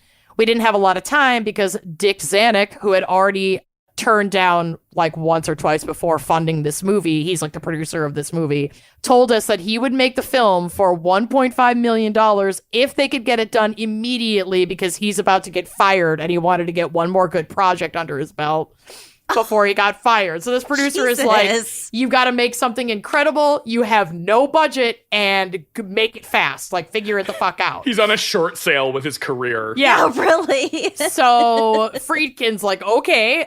So they just walked around Manhattan and tried to figure out how they could like elevate like the movie quality of this movie with no budget.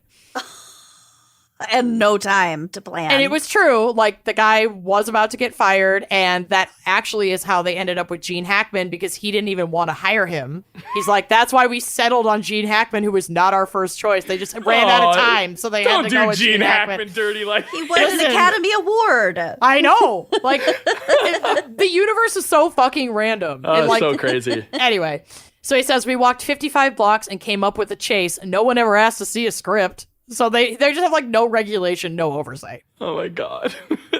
How did no one get killed, or did they? She's got a ways to go. No one got killed, but I'm going to play you an opening couple frames of this chase scene so you can get an idea of what we're fucking dealing with here. Like how busy the street was. Bananas.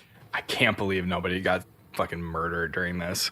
Okay, so this is just to set the tone. This is Gene Hackman. It's kind of an iconic part of New York. There's like that elevated train and there's road underneath the train. It's in so many movies. So you can see like it's busy. Like there's street lights. There's a ton of cars everywhere. Like it's a legitimate. Yeah. Oh my God. I almost got killed by Gene Hackman today. Well, funny that you should say that. So in this scene, Gene Hackman is like having an anger meltdown. This is like a cops and robbers movie. So he's been chasing this bad guy the whole movie, and it's kind of culminating in this like chase moment. The bad guy's on the train up above him, and he's trying to keep up with the train. so he can like cut him off, basically. So this guy, the bad guy's on a New York City subway train. Gene Hackman is driving in this like ugly brown Pontiac Le Mans on the street below. Just a moment for Pontiac Le Mans. What a great name for the car. So what great. We've got Panther, Cougar. What do we call this cool, sexy new car? Le Mans. Fucking Le Mans. I don't know. Name it after me, the Le Mans. A Le Mans. Friedkin is literally the one filming the scenes where where it's the perspective of someone behind the driver in the car. So like Amazing. the director is in the back seat with a camera behind the stunt driver, a man named Bill Hickman.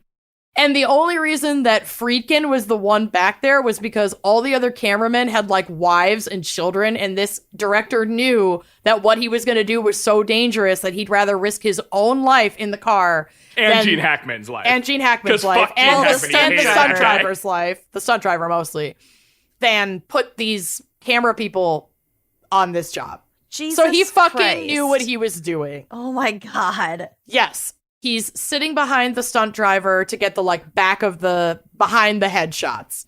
And Friedkin had been poking at and goading the stunt driver all week leading up to filming this scene to make sure, I guess, the back of this man's head emanated the same anger and frustration as Gene Hackman. What a psycho. So the veins were really bulging. Yeah. I need the back of his neck red. Yeah, he's like, I want this energy to match, so I'm going to be a psychopath to you too all week as I put my life in your hands and you stunt drive this car with me in it. That is ridiculous. It's absurd. It's absurd. So this is a quote from slashfilm.com. Quote, the incensed driver slammed on the accelerator, running spotlights and driving up, or stoplights, excuse me, I'm high, and driving up to 90 miles per hour for over 25 blocks Jesus Christ. Manhattan, in New York. And they weren't blocked off streets. Oh, we'll get to that. Holy shit. Like Hackman's reckless cop character, Popeye Doyle, Friedkin was obsessed with getting what he wanted. In this case, a pseudo-realistic, documentary-like chase. To shoot the chase sequence, they had a siren mounted on the car. So literally just that one red light flashing. I don't even know if it made sound. It's like the one that Dwight Schrute uses to go through traffic. So they had that on the top of the car, and Friedkin had worked out the chase beforehand with his actors, including a woman pushing a baby carriage, like who was an actual actor. It's not a baby in the baby carriage. But the driver, Popeye, the character, has to almost hit her. He like narrowly misses her in the scene. And she was a staged actor. She was in on it.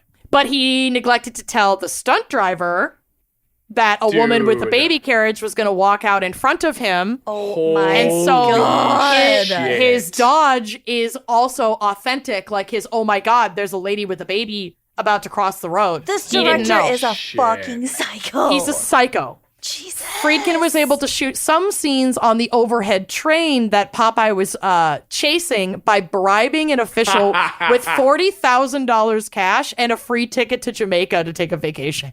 Amazing. I do love guerrilla filmmaking like that. I do think that is incredible. Like when filmmakers are like, yeah, can I give you $200 and we can just shoot in the morgue tonight or like whatever. Like as long as you're not putting anybody's lives in danger. Exactly.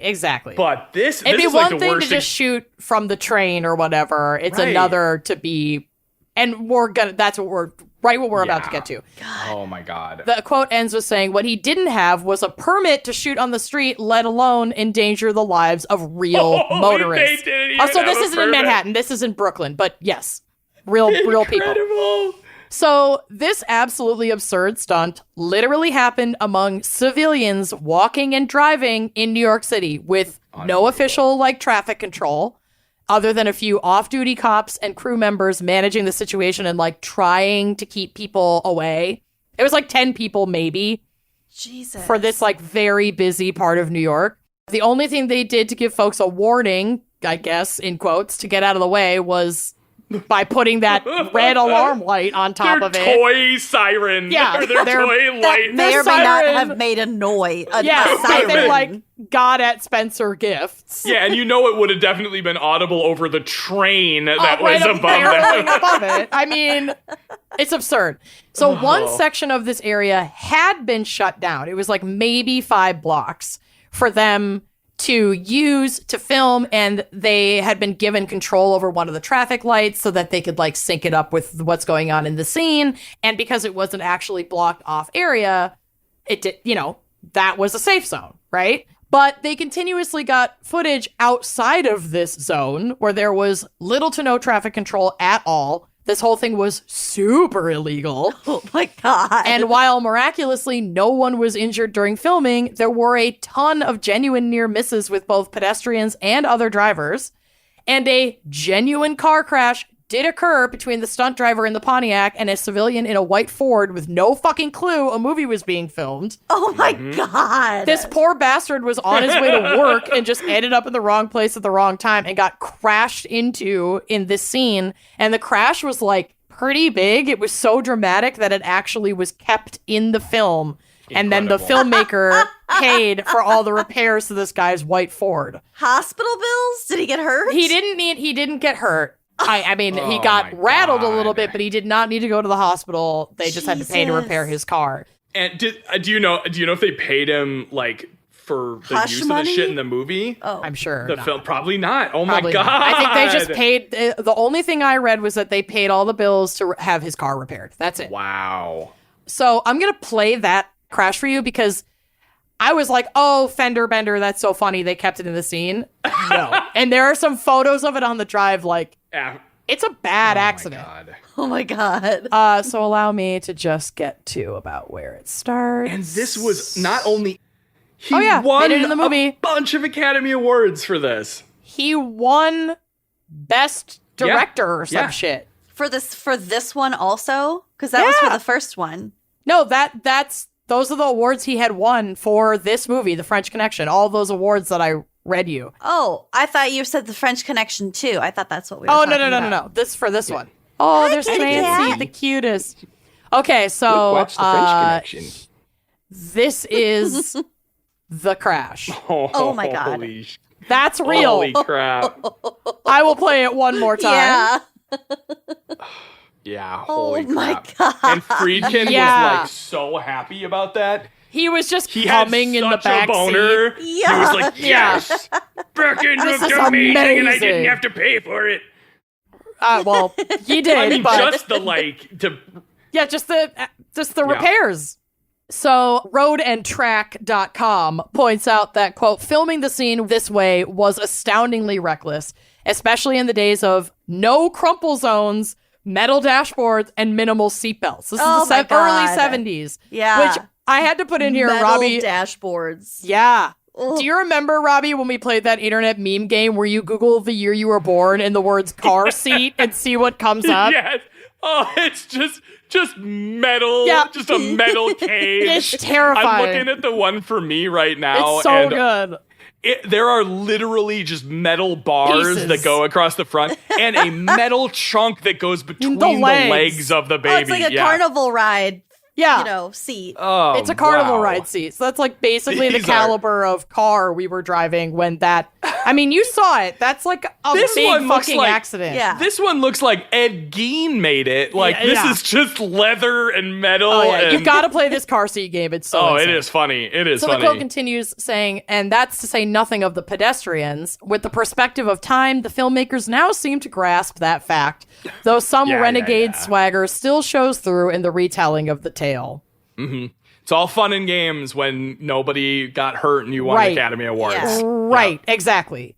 And Friedkin did finally agree years later that, like, this was not a great move. He looked back on that time in his career and said, quote, I was like Captain Ahab pursuing the whale. I had a supreme confidence, a kind of sleepwalker's assurance. As successful as the film was, I wouldn't do that now. I had put people's lives in danger. Yeah. And needless to say, these tactics would never fly in modern filmmaking. Like, he never could get away with this now. And he candidly said to Mark Maron in their interview, quote, "I don't boast about it. People's lives were in danger, including my own. And I frankly didn't give a damn. I didn't devalue human life. I just didn't think about it." Which to me, I say, isn't that kind of the same thing? Yeah. Sure. Yeah, I don't devalue it. I just don't think about it at all. Human life had no significance to me at all. Well, Right. that's bullshit too, because surely there are people around him that were like, This is a "Don't bad do idea. this." Yeah. Yeah. But he finishes by saying it was like, we're going to do this way, and there was nobody to resist me. So I think he's That's probably what it surrounded is. by yes men. Psycho. He's this like on the rise filmmaker and, you know, in the league of, at the time, Coppola was like a huge fucking deal. Yeah. And We've all been who's going to say no to him? We've all been part of artistic projects where, like, the vision is there and we all really want it to happen, but boy, is it not safe, and or boy, is it like not going right, and you don't want to be the one who ruins it for everybody else. And Right. that, yeah, peer pressure is very real. Like, when I wanted to go on this podcast with my friends, and then they were like, "It's a Fast and Furious episode," and I'm like, "Oh." But you already said you'd do it, so But you I can't already- back out. Interestingly, you did get me to say that I would be super excited to do it, and I'm not a then fucking idiot, told Robbie. me that it was going to be a Cars and Speedy stuff episode. I'm not fucking stupid. And you know who else isn't fucking stupid? Our fan picker for this episode. Yeah, heck yeah. Thank So you, Carolyn Moore. Special thanks to Carolyn Moore or Caroline. Whichever one. Seymour. Seymour. Seymour Butts. And also special thanks to Robbie. Do you want to share where we can find you maybe online? Yes, absolutely. So you can find me and Amanda playing a TTRPG game and being nerdy with witches and fairies and such on a podcast called Could Have Been Heroes. Tabletop That's- role-playing game. I know, I'm Yeah. laughing. I am really proud of it. It is super fun. It is really funny and actually quite touching. I Yes, found it's good. I'm very proud of it. I think it's beautiful. We're also on Instagram and Twitter at CBHPod. Exactly. Mm-hmm. And but really funny drunken extra episodes on Patreon and all kinds of good stuff like that. Also, hopefully by the time this airs, the first episode of our new project called Ghost Wax will be out. So I'm so check for excited that for this. at yeah, Ghost Wax Pod. Yeah. I think that's where that is. Yeah. WAX? Or Yeah. like Wax, yeah. The idea, they're captured on these interviews by the dead are captured on wax cylinders. So because it's the only thing that duh. can of course. Mine duh, was a yeah. stupid question. Idiot. Yeah, so you idiot. No, it's the only thing that can pick up the frequencies of the dead. Like, According to record on, so. legend. Dang. Okay. Well, in the lore of this. So. Wonderful. Fantasy Love it. nerd goodness. Thank you so much for having me. Thank you you, so much for Robbie. being here, and I'll This see was you so in fun. like It's an awesome. hour or so. Yeah, see you in an hour. All right. Robbie's coming over to my house tonight to watch movies. We love you, Robbie. We love all of you listening, and we will see you next week. Bye-bye. Hey, bye-bye. Thanks for listening to Wine and Crime. Our cover art is by Kala Yip. Music by Phil Young and Corey Wendell. Editing by Jonathan Camp. Check out our website and blog at wineandcrimepodcast.com. You can also follow us on Facebook, Twitter, and Instagram at Wine and Crime Pod. If you have questions, answers, or recommendations to share, email us at wineandcrimepodcast@gmail.com. Episodes are available on Apple Podcasts, Stitcher, Google Play, basically wherever you get your favorite podcasts. And if you like the show, please rate, review, and subscribe on Apple Podcasts. It is the best way to spread the word. If you'd like to show your support, visit our Patreon page to keep this podcast and the wine flowing. Cheers.